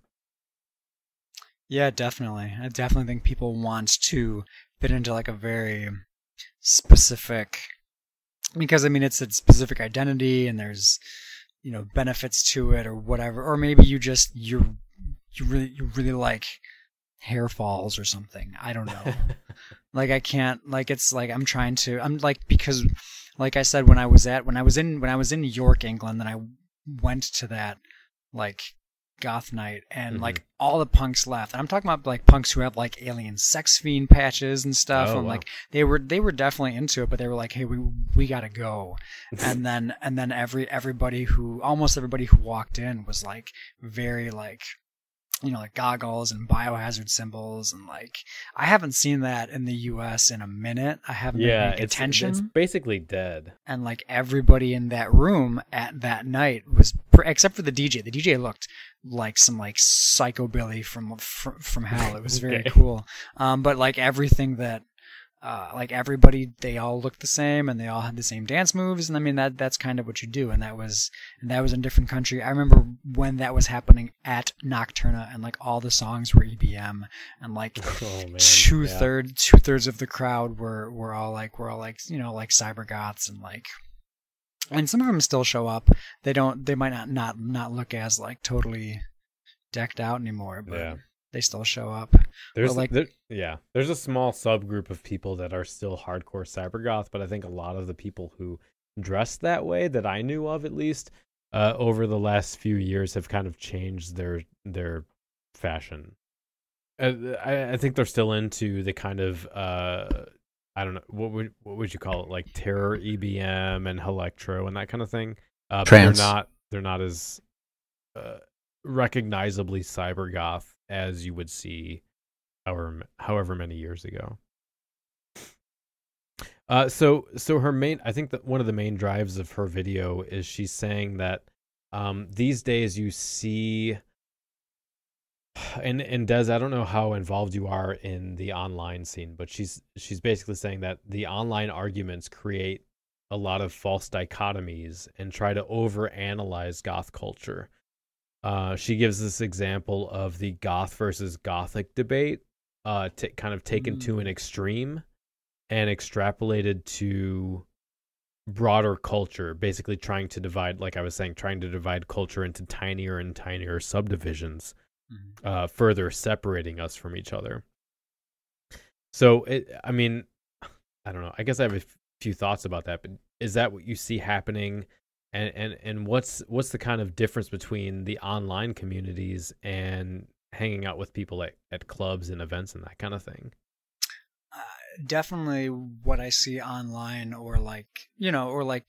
through whether it's like YouTube or like Instagram or whatever, there are people who are like they have these bizarre divisions. I remember seeing like the goth versus gothic debate, and I was like, this is so dumb. Like, stop wasting your time. Like, fucking like go do anything else besides this, because it's just, what's the point? I don't know if it's their posturing because they want to be like, oh, I know so much more about this, or if it's just, maybe it's some kind of like elitism, or maybe it's they just want to feel more involved or more aware. I don't know, but I have seen that, and like generally online versus in real life, things are way more chill in real life. You know, like if I only based my opinions off of what I thought was happening on the internet, I would assume that there was no actual physical civilization because we all hate each other so much. Yeah. But I think at clubs in my experience in Chicago with who I hang out with, there is a kind of division, and people are like, oh, there's like those, those death rock assholes, and there's like the, like the EBM, whatever. And that's going away a little bit, which is great.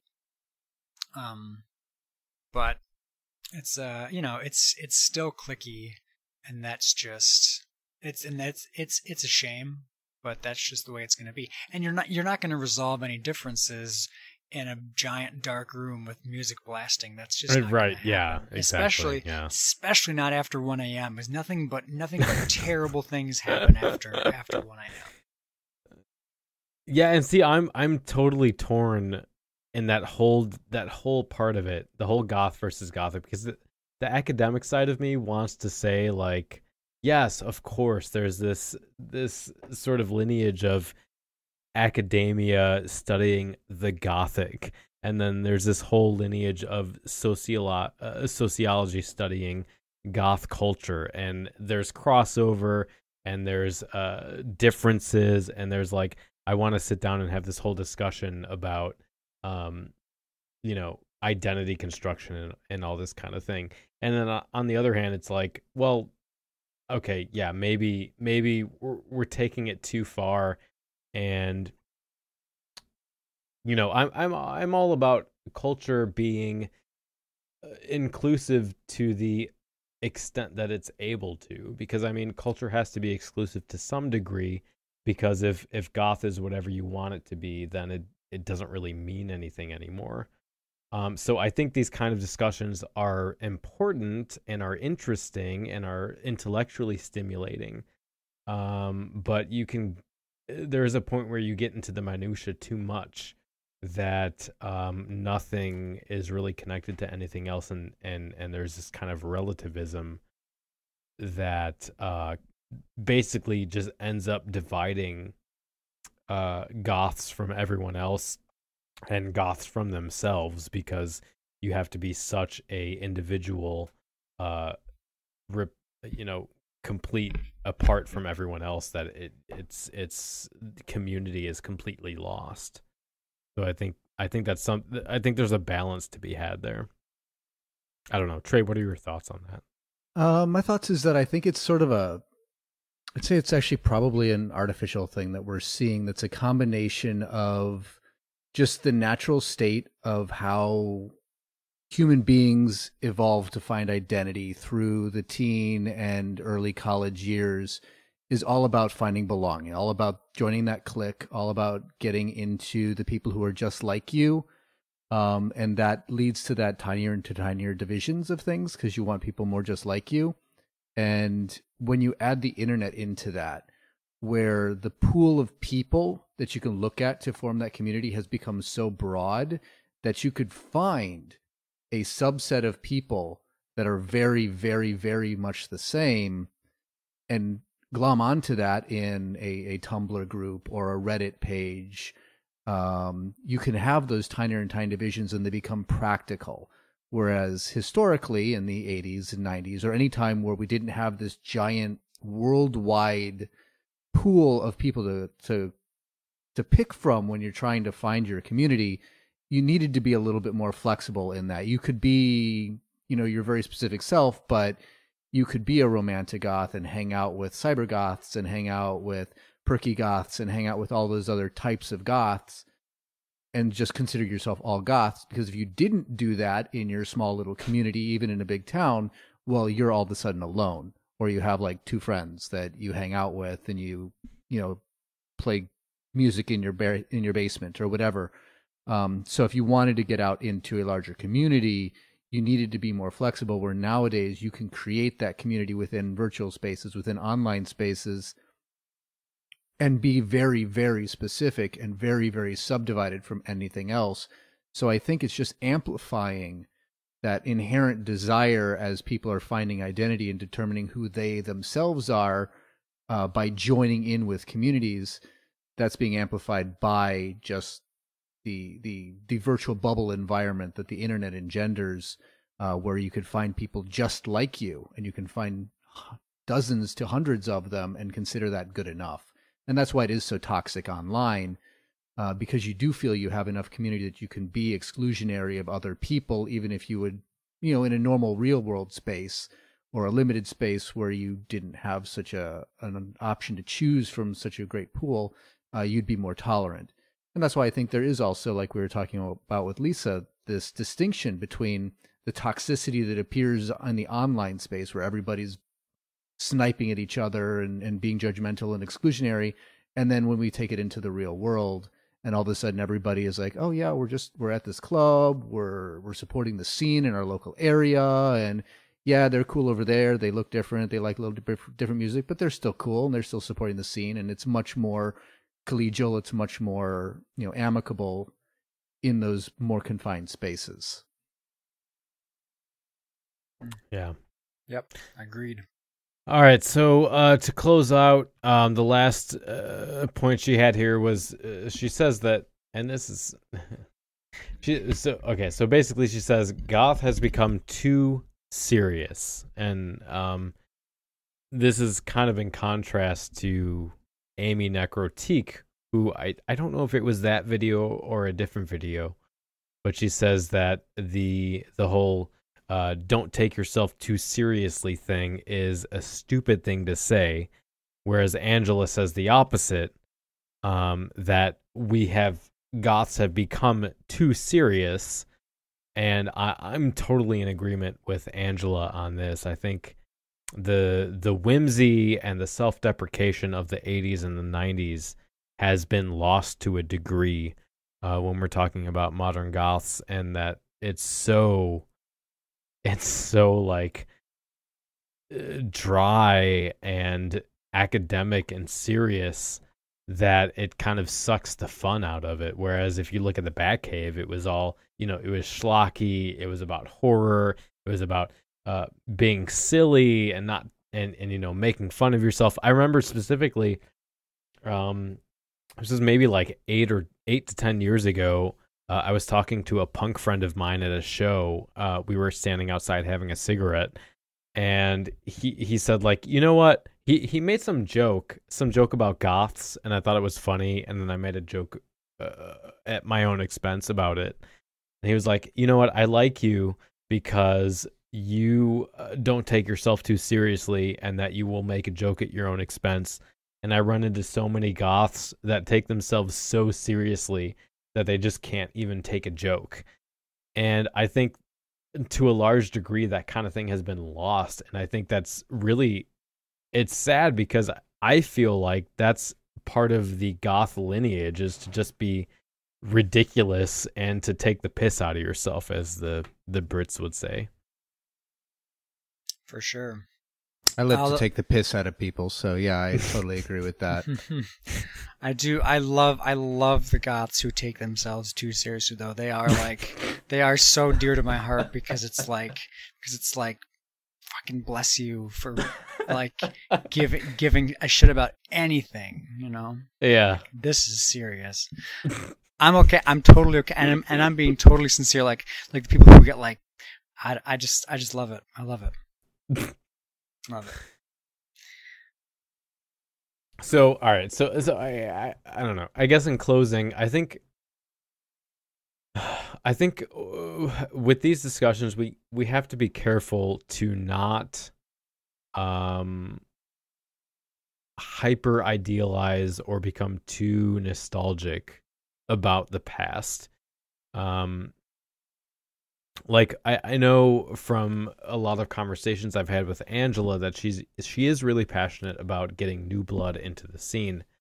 But I have seen online some older goths complaining about how either the scene is dead or the scene sucks.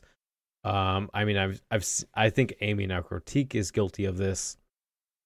And the message I think the message this sends to younger goths is that, like, you missed out, you ruined the culture. Clubs and concerts will never be as good as they used to be. And then I get emails to the podcast from young kids saying, like, all I ever hear is how the 80s and 90s were so amazing and that goth sucks now, and it's the kids who are at fault. So they either end up being like, I'm going to do something out of the box to try and reinvigorate goth, such as something like pastel goth or new goth, or they just say, like, fuck you, goth is whatever I want it to be. So I think just as a general caution to older goths, I think we need to be careful about what we say. And I don't know. I think, like, outside of the goth culture, there are tons of studies and research that have gone into how older people continually romanticize and idealize the past. And neurologically, that's kind of how memory works as well. Every time you recall a memory, it's a reconstruction. So what we tend to do is soften the negative and emphasize the positive, or change the narrative of the past to suit our current beliefs better. And that's just kind of a natural part of how memory works and how humans work. But I think it's easy to get caught up in nostalgia and miss out on the stuff that's happening now.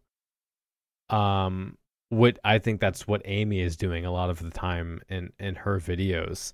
And I know plenty of older goths who are stuck in the 90s or the 80s. And when you try to engage with them about the current scene, they'll talk about how much of a utopia the 90s were, and then denigrate what's happening now. But if you look at, and I've spent a lot of time trying to research the zines from the 90s, music journalist accounts and academic book accounts of the time, and they don't like reflect this hyper idealized past that I think a lot of, some goths like to project.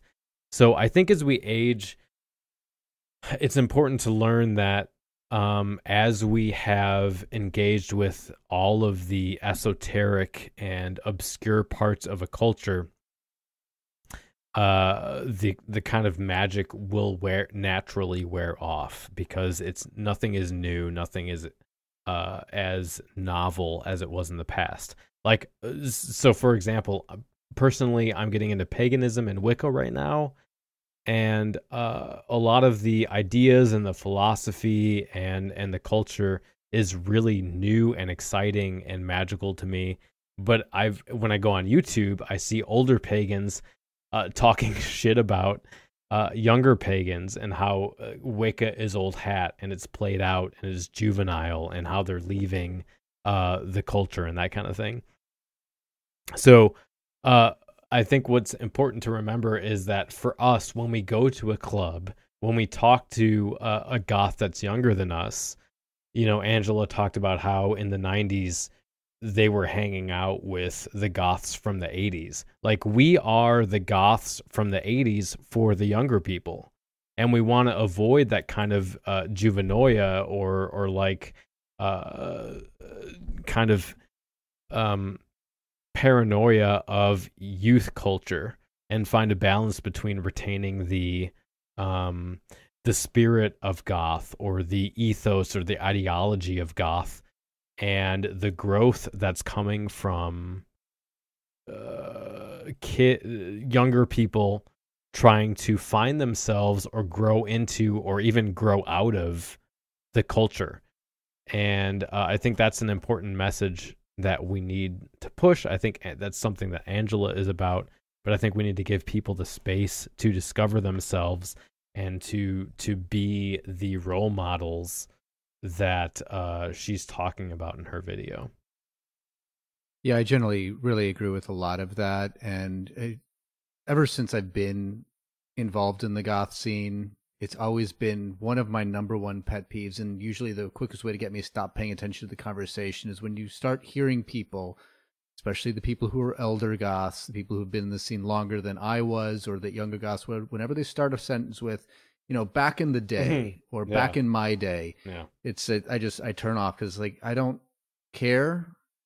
Like you said, the way memory works, and the fact that we construct things, and nostalgia, and the way we put everything in the past on pillars it's counterproductive. It's an idealized past that didn't actually exist, and makes the current time and then the progress into the future look that much bleaker, and causes people to not even want to really address what's going on in the now. And as much as you are lauding Angela for supporting this, one of my main pet peeves about her channel is every time I see a new video, it's, what this was like in the 90s, what fashion was like in the 90s. And it's the same sort of thing, just about the 90s rather than the 80s. And yeah, a lot of it is she's saying that in the 90s, in her idealized 90s, it was very cohesive, and that the 80s people were cohesive with the 90s people, and there wasn't this dichotomy and separation that now we see at the 2090s. I disagree that that's what happened. Maybe that was her experience in New York. That wasn't my experience in the 90s. I had plenty of people from the 80s at the clubs in the 90s talking about back in my day and in the day, and talking about how it was so amazing back then, and things are going to shit now, and they don't like where things are going. And so we're repeating the same thing over and over again. And I think what I want to see more of is people talking about, if they have issues with where the scene is going or where it currently is, I don't want the response to that to be, well, back in my day, it was great. They didn't do it this way, and it's crap now, full stop. I want it to be, hey, this is what things are like right now. Let's try this. Let's try that. Leverage that experience, and don't sit there lamenting about its loss. If there was something you think is lost, try to bring it up in the modern and say, okay, not that, let's try what we did in the 90s, but hey, here's some ideas. I've seen this sort of thing happen before. I've seen things wax and wane before. Here's how we broke out of it in the past. Can we try this? Let's get some new ideas. And then also listen to the people who are here now, the people who are just entering the scene now. What are they wanting? Are they wanting to redefine the subculture, or are they just kind of grasping at straws?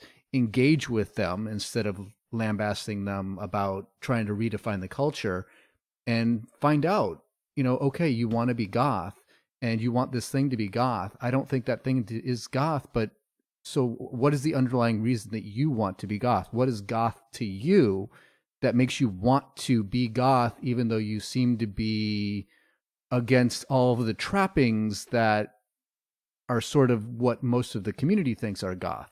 And you have that conversation and find out what is the draw to goth for this person? What part of that belonging makes them want to take that label, even though they don't seem to want to embrace the lifestyle? And I think that's the dialogue we need to be having, and that's how we can move things forward in a way that's not stuck in some sort of idealized past. Definitely, Angela has like an idealized past. I mean, I guess everybody kind of does. Yeah.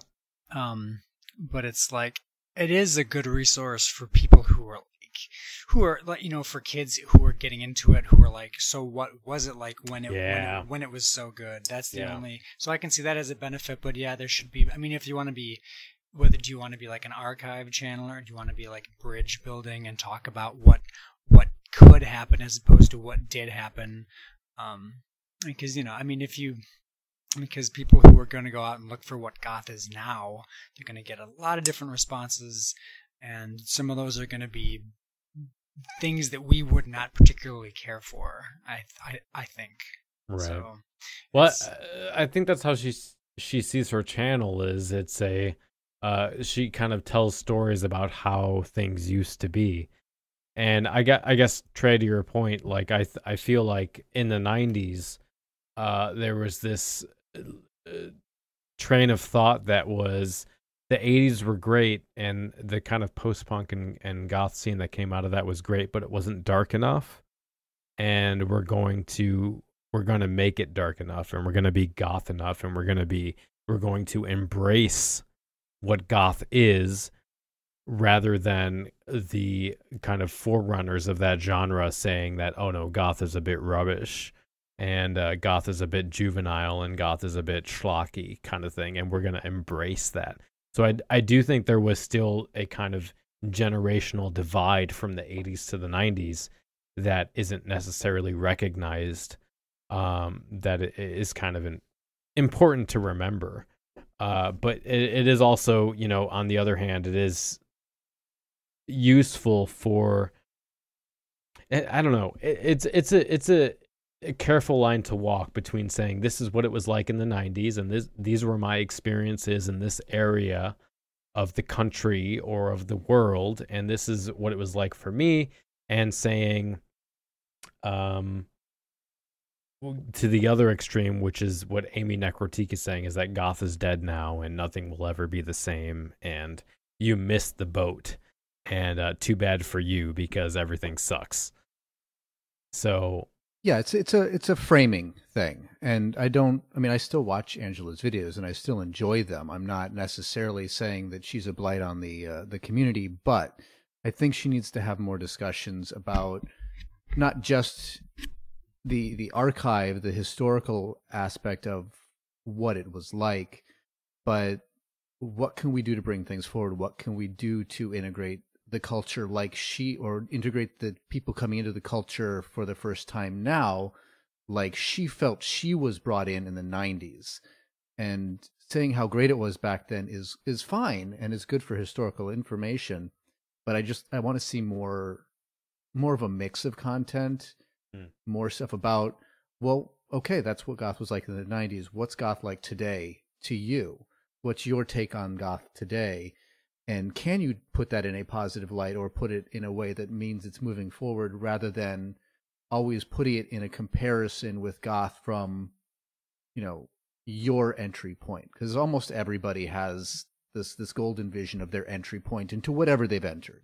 The first album they listen to is oftentimes one of their favorite albums. Mm-hmm. Yeah. The first time they experience this club, that's the best club ever. All their clubs pale in comparison. Again, that's the memory effect. That's us putting things on a pedestal, and the danger of nostalgia. And it's important to see that as a document. And I do enjoy the travels back into history that Angela takes us on, especially since she and I share that same generation. I also got into goth in the 90s. So we have a very similar thing, though she was New York City and I was small little college town in central Illinois. But still, it's a similar generational thing. And so I like to see that little nostalgia trip, and it's an enjoyable thing for me. But I want to see how we can leverage that to keep the scene moving forward, and how we can leverage that to merge the 2000s folks and the 2010s folks into this big gothic family, and have that continue to move forward, so that in 2020s and 2030s, those people can, the millennials now can complain about the next generation. Sure. Well, and I mean, everybody has their own bias. Like, Trey, how old are you now? I'm 40. If you don't, okay. Yeah. So, there's this guy who was a DJ in New York in the 90s, and he's one of those people where if you ask him about the culture of goth in the 90s and the culture of goth now, all he has to say is about how goth was amazing in the 90s and how much shit it is now. And so everyone has their own bias, and it's a balancing act trying to negotiate the truth and the idealization from what actually occurred. And it's there's no avoiding bias. Like, everybody has their own preferences, everyone has some degree of nostalgia, but some people go on the far extreme of that, and Jason is one of those people I've had conversations with. He was a DJ in the 90s until like the early 2000s, and he basically just shits on the New York scene today. Whereas if you talk to somebody like Andy Harriman or Jose, or other DJs who are running the main goth and industrial nights in New York, they have a very different take on it. Or even So Sarah here in Chicago, who still has a pretty positive take on things, despite being a continuous presence in the scene since the 80s. yeah. So I think that's important, is to and I mean, that's kind of what I try to do with the show, is to get a conglomeration of perspectives on a specific scene, because you talk to one person, they're going to tell you this is how it was, this is the end all be all. But you talk to 100 people, you're going to have a very different, more nuanced opinion on how music evolved and how scenes evolved. And of course, it varies from state to state and from country to country. But Des, any closing thoughts on that? We'll jump into the album review otherwise. Nah, you guys were pretty thorough, I gotta say.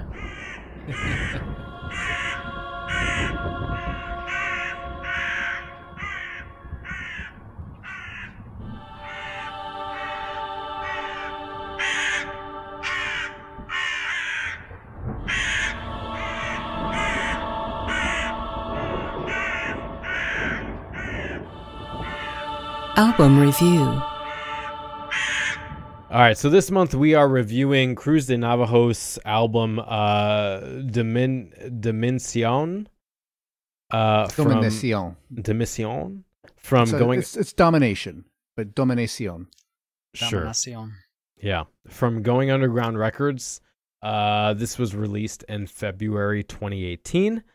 The bio for the band states, debuting in 2016, Mexico City's Cruz De Navajas has already established itself as one of the most exquisite contemporary darkwave post-punk groups, mixed and mastered in England at the North London Bomb Factory.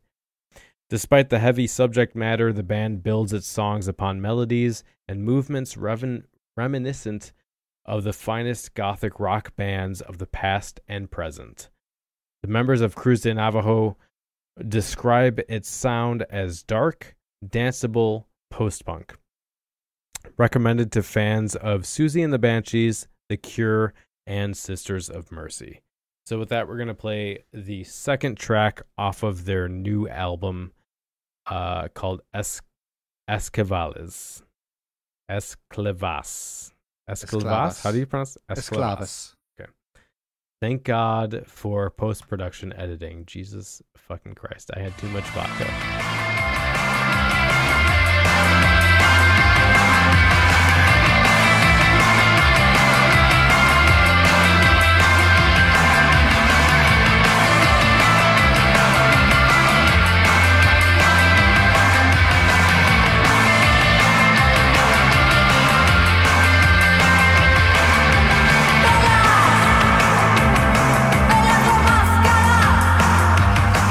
Con la identidad que te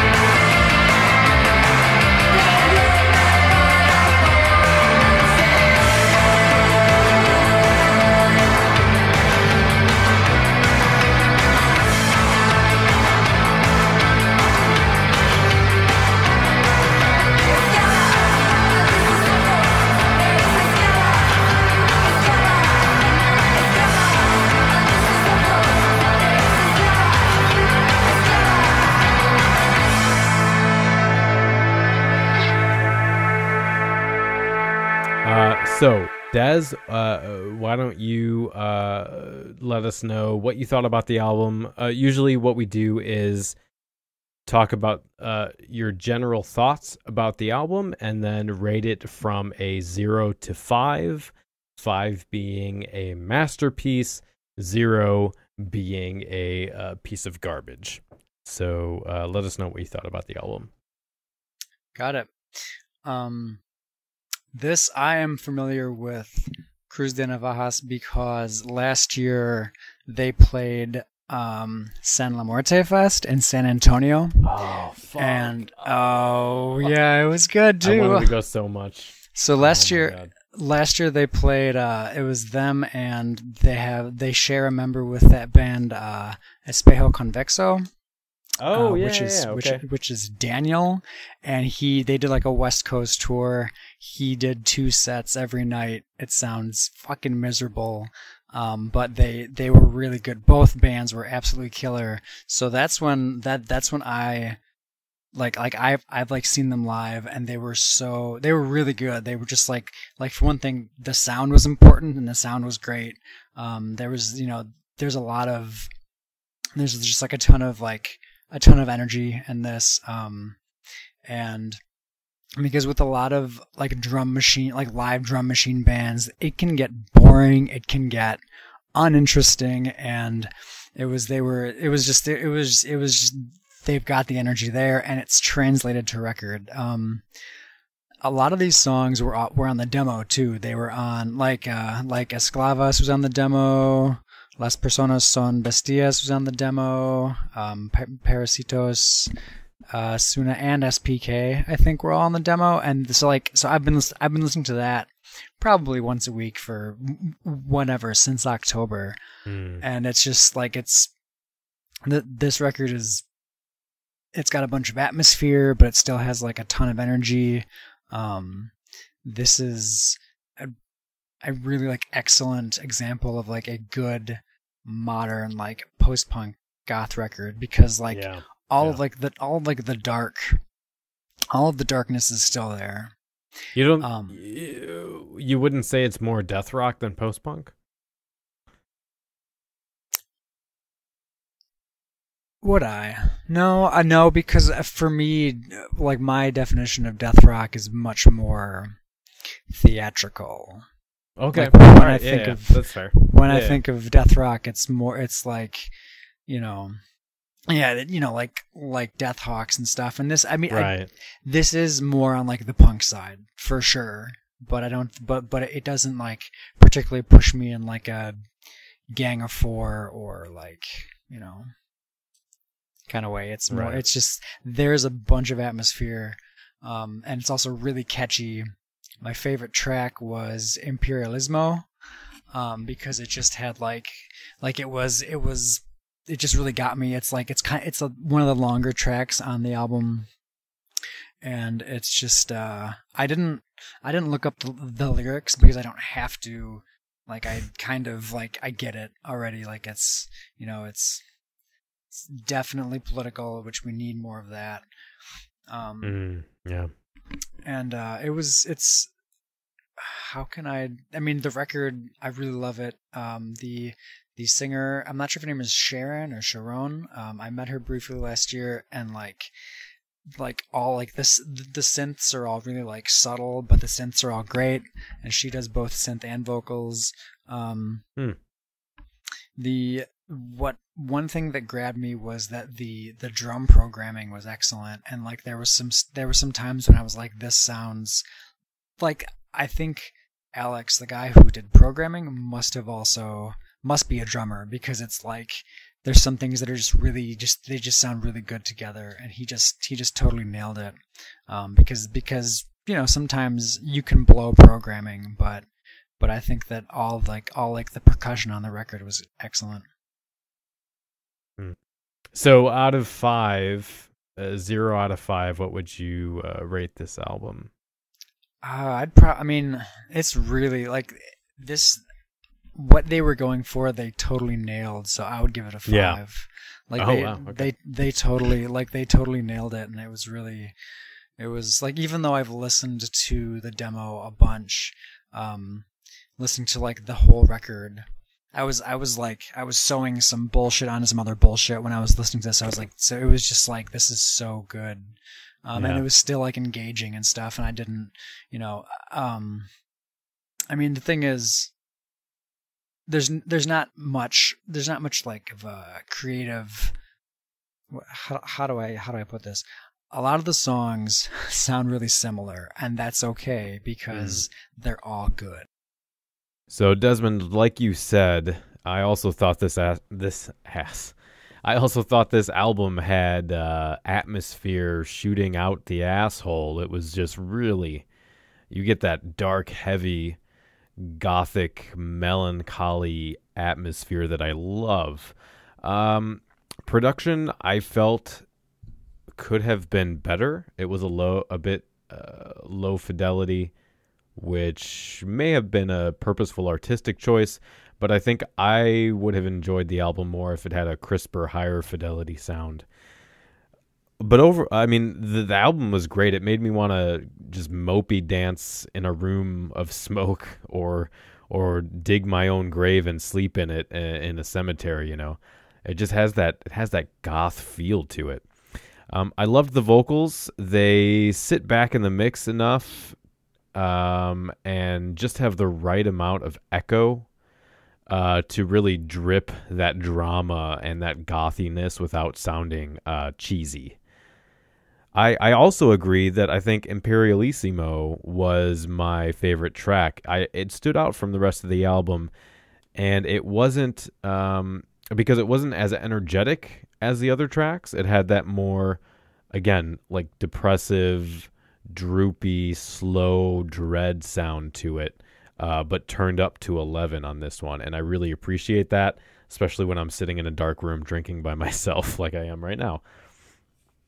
Overall, I don't think there was a single bad track on the album, and I also think it was, you mentioned kind of the repetition. I think it was a good choice to have 8 tracks, not just for vinyl considerations, but I think anything longer than that probably would have caused the record to feel too repetitive.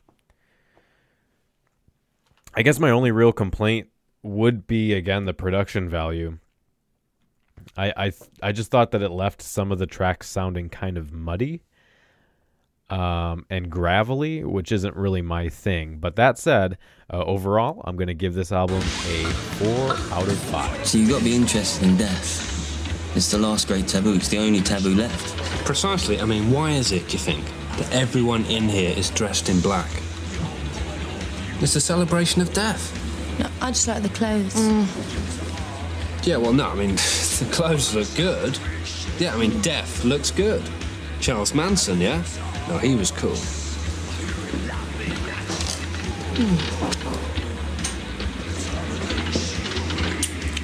Don't know if I mentioned it before, but I'm actually a vampire. Sinister Suggestions. Well, I finally got around to reading the Peter Hook wrote that book Unknown Pleasures, and I love books about music. Are just so, especially when they're written well, are just so engaging, and I've read a bunch of them. So it's I've been reading that every day pretty much for the past couple of weeks. At lunch and when I get when I get a minute.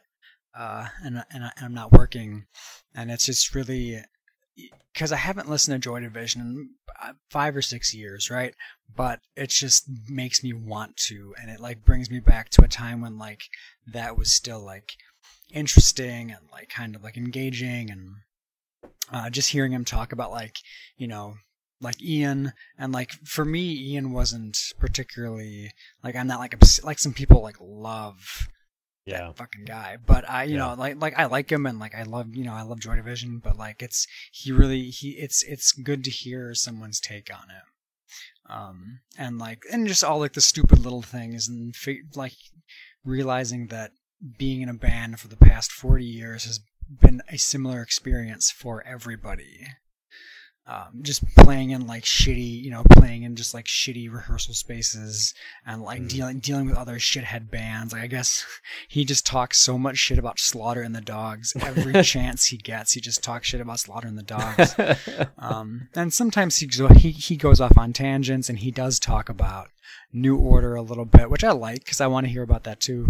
But and that's one of the books that I've been reading a whole bunch. And there's he's written when I think of those types of books, there's a couple. I think he wrote one called Substance also.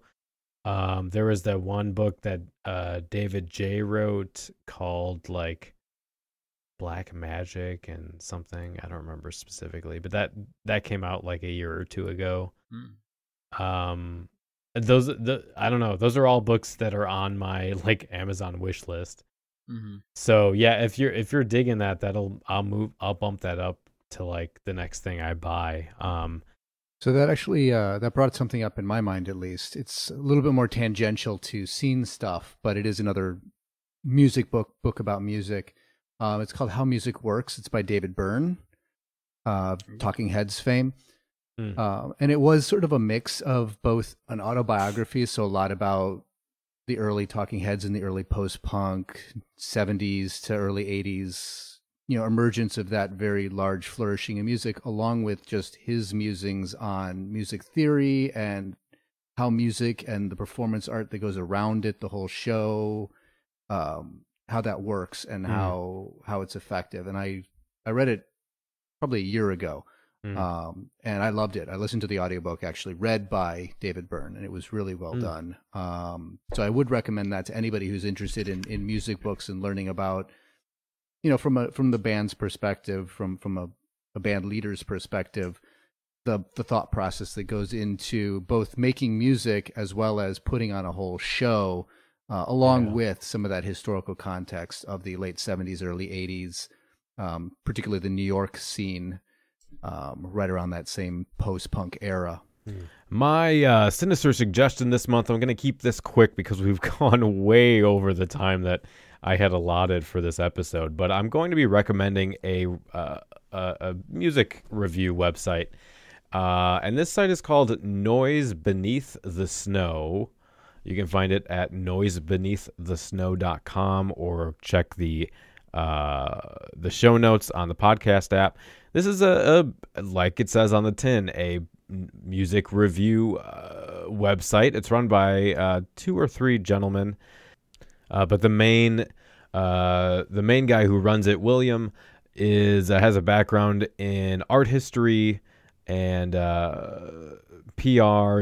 He's a grammar fanatic, and as I must say, really has a talent for album reviews. This guy knows his stuff. I mean, the first time I went to the site, they had a review for a Dungeon Synth album, and from a band called Null. And so immediately I was sold. I was like, okay, this is a website for me. I've spent some time looking around their reviews. They've got some news articles and things like that. But they cover everything you might be interested in: goth, metal, EBM, ambient drone, noise,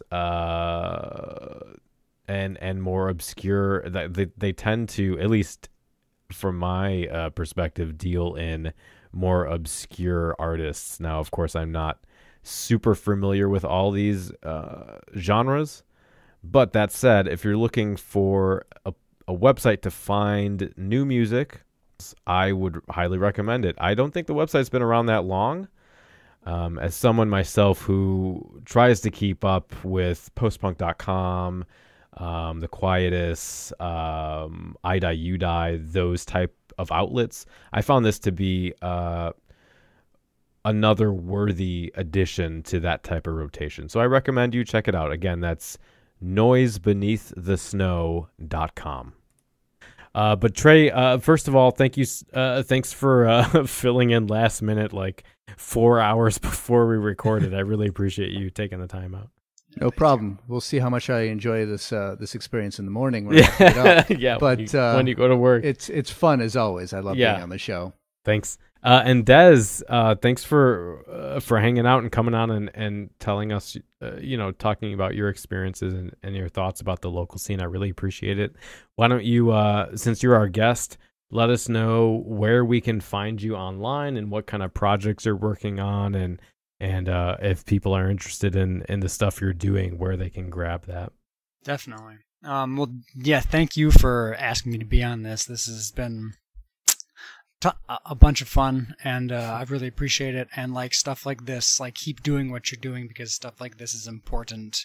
And thanks. and I know that, well, it's easy to be sitting in a room and like whether you're doing artwork or you're doing a podcast or you're writing songs, and you don't see any kind of effect almost ever, like but this kind of stuff is very important to our culture and like the underground culture, and just like making it just continue and rolling it along. It's great. But so like a couple things I've got coming up. Occult Whispers just released as a co-release with Adelante Discos in Texas, the new Annex LP. It's Melu. Oh shit! MELU. It's really good too. They really nailed it. They really did a great job. And so that is available right now. And there's limited white vinyl, and there's black vinyl too. I can send you a copy. Don't worry. I'll get it. I was like, I'm gonna go buy this literally as you're talking. Yeah, no. Don't do that. I'll just send you one. Okay. That was also mastered by, I believe that was mastered by Daniel Hussein at North London Bomb Factory 2, the same guy who he also did the Cruz De Navajas and also the Veil Trick demo back when we put that out. Oh. Fuck. So that guy, that guy's been busy. And I've also I just released the, I wanted to do a single for the new Alter de Fe record. Yeah. So I did like a cassette release, and it's also like a digital version on my Bandcamp too. So that's out and that's available. It's kind of, so I mean, the new Alter de Fe record is going to be really great. The first one, the one they released a couple of years ago, was really good, and this new one's going to be just as good, because they're just nailing it. They're just so good at what they do. Yeah. And actually, Chrome is going to be in town tomorrow night, which has the drummer of Alter de Fe. They're going to play at Reggie's, so that should be interesting. Tomorrow night, yeah. Oh shit! I already called off work today. Fuck. Mm-hmm. They're going to be but it's Chrome, and it's going to be good, but so. Then this year sometime I'm going to be releasing the full LP as like a vinyl, and I'll have it online on Bandcamp. And there's this year's been really productive for me. There's some other stuff that I have to get out. I'm going to do the Temple, the second Temple album on cassette, and see how that goes. And if that moves well, then I'll do a vinyl. But it's like we were talking about, vinyl is real expensive, and it's you have to tour pretty consistently in order to move vinyl. Like a band like Pawns, who are always touring, can move vinyl. But it's a risk. But anyway, so and then I've got my distro. I try to put new stuff in there all the time. I just got a restock on the Rope Sect CD compilation. That's pretty gnarly. And then I'm getting some Dispersion Records stuff from Indonesia. Chris is really focusing on like synth stuff now, so he's really into like synth pop and like synth wave, and so he's got some cool stuff coming. And Dispersion's doing a cassette version of the last Spectres record, so that'll be cool. Oh, nice. And speaking of Spectres, they're gonna play San La Muerte this year in October. So that'll be good. I gotta try and go this year. Man, tickets now are $35. I have so many friends down there. Yeah, you got to go. San Antonio is sick. Everyone down there is really cool. Yeah.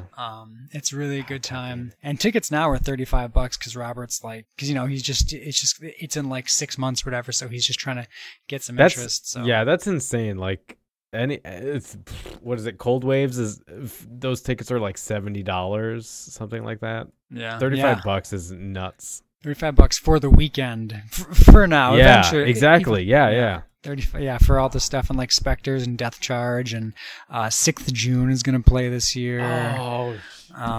So you should, you should probably get some plane tickets. We can get you a place to stay too. It'd be. I know. I mean, I know people there too. I could stay with. Like, fuck, I didn't know 6th June. All right, I'm gonna have to do some research. Yeah, before definitely. Keep I'm me gonna in the look loop this too. up. Yeah, we gotta go.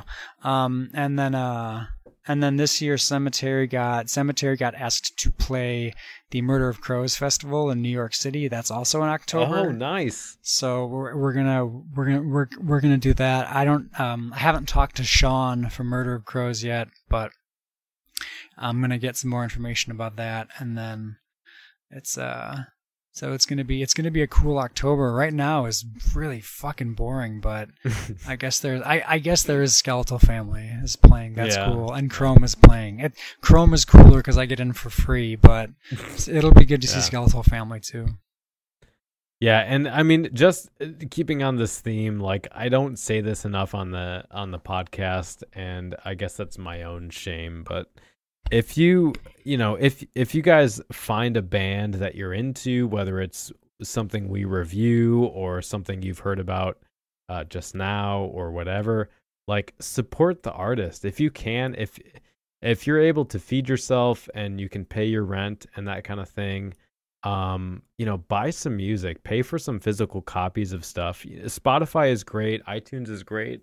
That kind of thing is nice for instantaneous access. But if you really want to support the art and the music and the really meaningful artistry that's coming out these days, check out like Occult Whispers, check out the kind of local record labels and go to shows, buy t-shirts, buy albums. I'm pushing it now because I don't say it enough on the podcast, but that's really what keeps the scene alive. If you go to a club, you pay to get in, you buy a few drinks, support the DJ, that kind of thing. That's really important. Paying musicians is really, really important. I know there's a lot of discourse around fashion and aesthetic and that kind of thing, and that's part of the culture and that's interesting.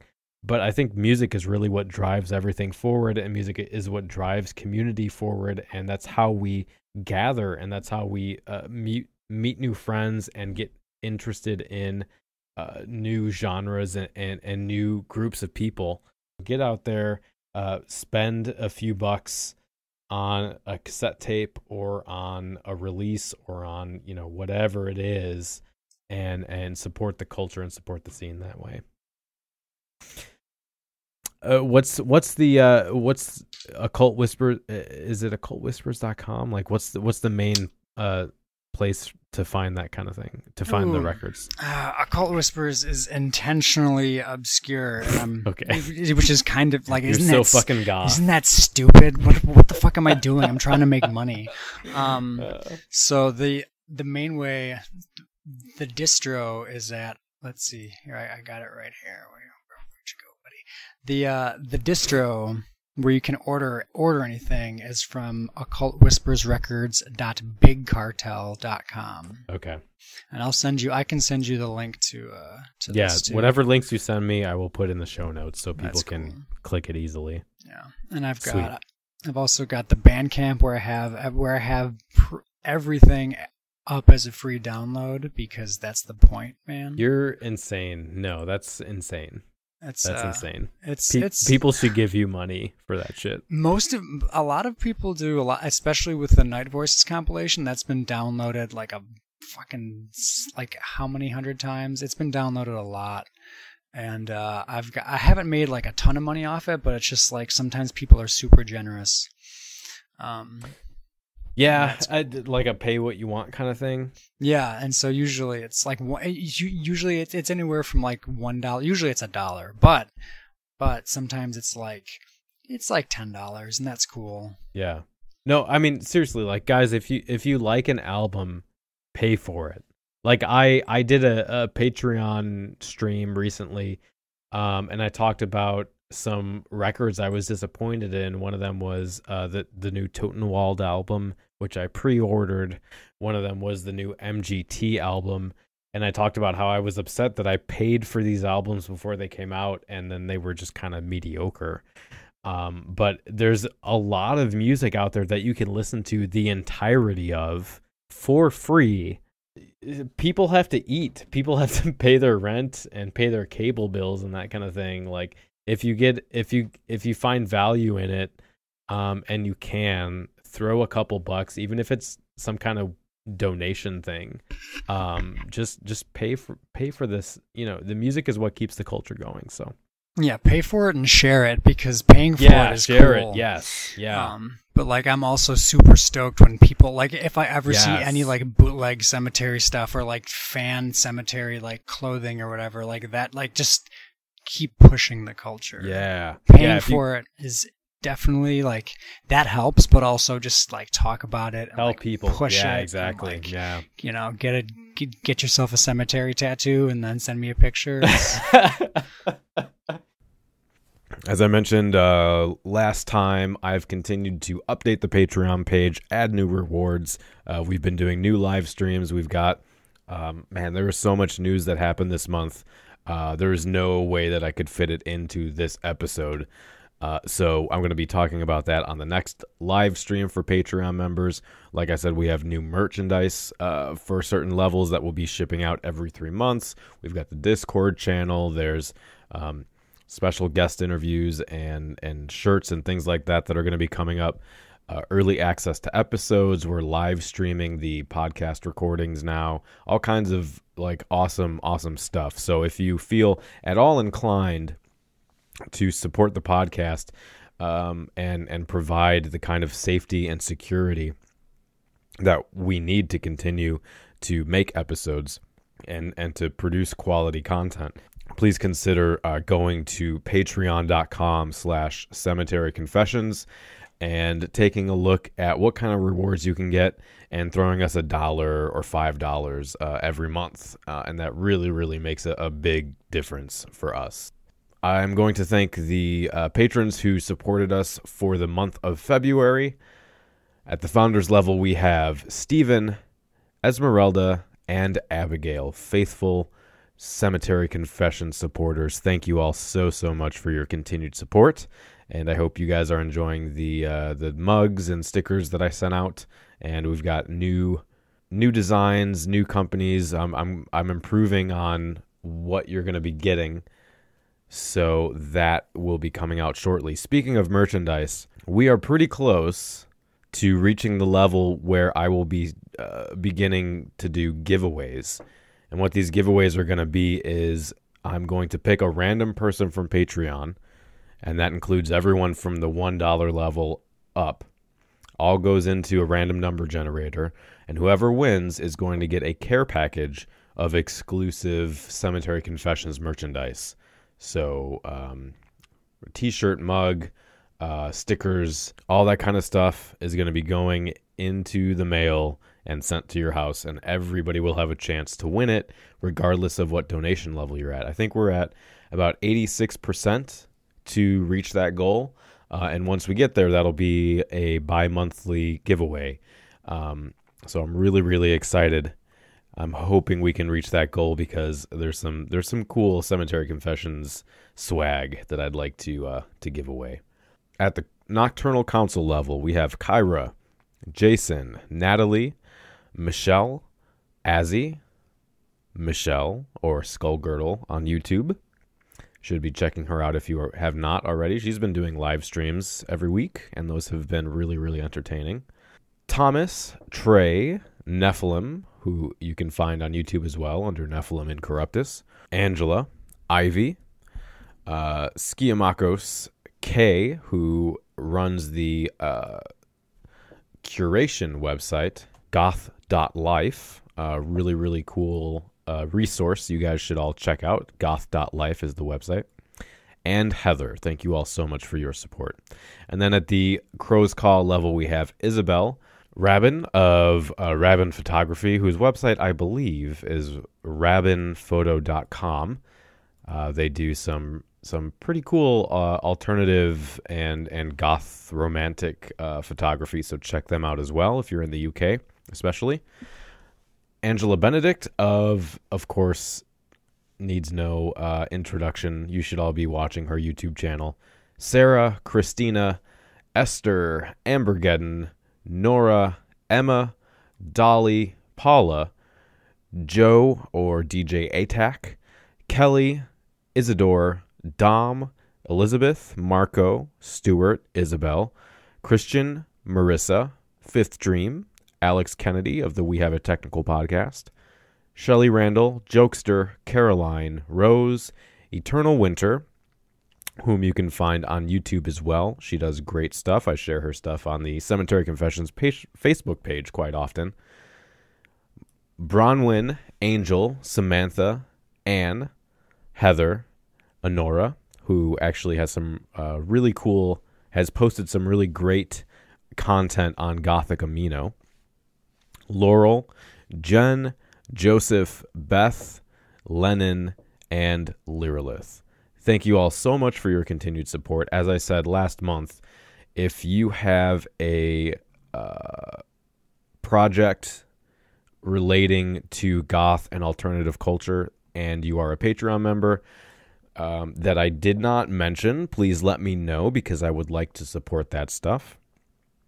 Or if you do have a project and you don't want me to talk about it because you don't want people to know, you'd like some degree of anonymity, let me know that as well so I'm not reading you off on the show if that's not what you would like.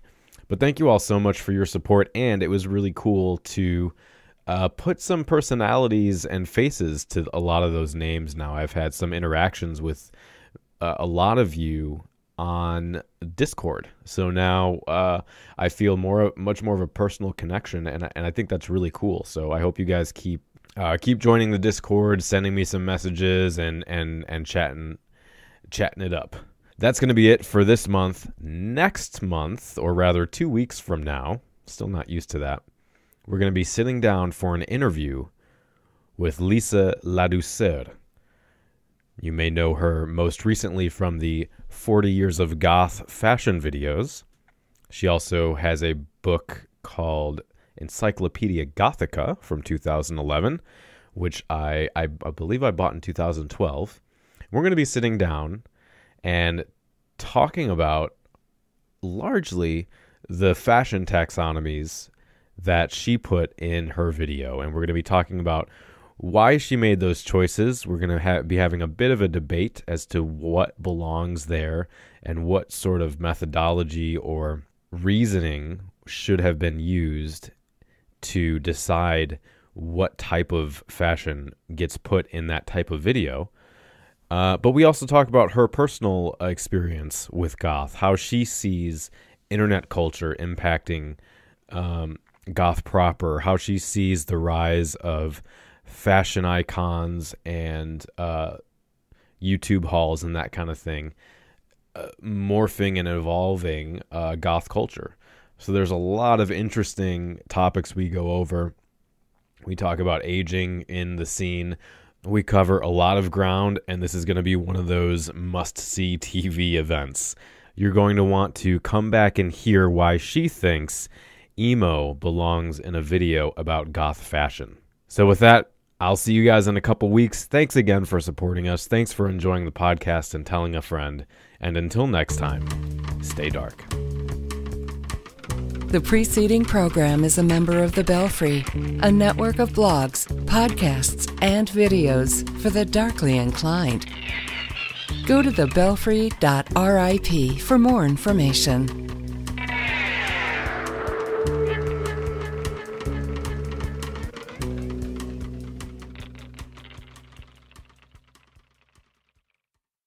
I can't hear you anymore, so hold on 1 second. Okay, sure. I'm just going to make fart sounds until you say you can hear me.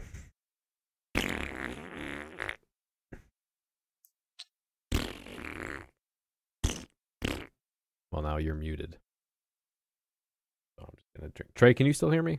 Yeah, I can hear fine. Okay. All right, cool. I apologize for the fart sounds. That's all right. I'm okay with that. By the way, how was the Clan of Zymox show? I have no idea. Oh, you didn't go? I didn't go. No, I was planning on Well, going. I'm glad I'm not the then... literally only person who didn't go to that show. Yeah, can you hear me now? All right, I'm trying to make this work because I can talk, but I I can hear you. Hear anything. So Trey, you did not go to the show? No, I didn't. Okay, hold on. I have an idea. Okay. I was wanting to, but by the time I got around to looking into getting tickets, it had already sold out. Yeah. So that Are was you my going main to issue. either what's coming up, Skeletal Family or the Soft Moon? I don't know. I didn't know Okay. they were coming up. Yeah, those were. I was lamenting all of the cool things that I couldn't go to, and that was those were the two that I was like, and then I was like, wait, I bought tickets to see Covenant, but I'm missing Skeletal Family, Clan of Zymox, and the Soft Moon. Like, what the fuck is wrong with me? Yeah, really. What the fuck? But I mean, the reason why I immediately bought tickets to the Covenant show is because it's 5 minutes down the street from my in-laws' house. So I was like, oh well, that's an easy. Like, of course we can make that work. But Des, can you hear me? Yes, yeah. Now I can hear you. Can you hear me? Yeah, you sound much more distant though. Yeah. Well. Oh, there okay. you go. That's better. Yep. All right. Excellent. You went to the Clan of Zymox show, right? That's what we were talking about. I did go to the Clan of Zymox show. Yeah. And how was it? Well, I missed most of it because that's what you do. I didn't miss most of their set, but I definitely missed Autumn. I definitely missed Sarah and William because I'm an asshole. And then there was one more band that I don't recall their name. But I got there just in time for Clan of Zymox, and that was great. And they played for like almost 2 hours. It was all right. Yeah, I would love to see Autumn, but yeah, Zymox was good. Did they play everything you wanted to hear? Yeah, they did. But the thing is, I saw them a couple of years ago in Portland too, and they played a very similar set. So it was kind of like, oh, okay, like it was still great, but it wasn't like this like emotional catharsis like it was back then. And back then, like they played 2 nights in Portland. They played like the same set, so I heard like the same set twice. And then that fucking like Venus Razor song too, which I will never stop complaining about. Are you going to the Soft Moon or Skeletal Family? I really want to go see Boy Harsher and the Soft Moon, but that's sold out. I mean, I can probably get did it in. sell out? Oh yeah. It sold out like last month or something. I didn't even know Skeletal Family was coming until like 3 or 4 days ago, so I need to get tickets because I'm sure that won't sell out, but we'll be able to get off of work. Yeah, it doesn't look like it's sold out yet. I'm on the tickets page here, and they're still selling. Good. By the way, do you guys know each other? No.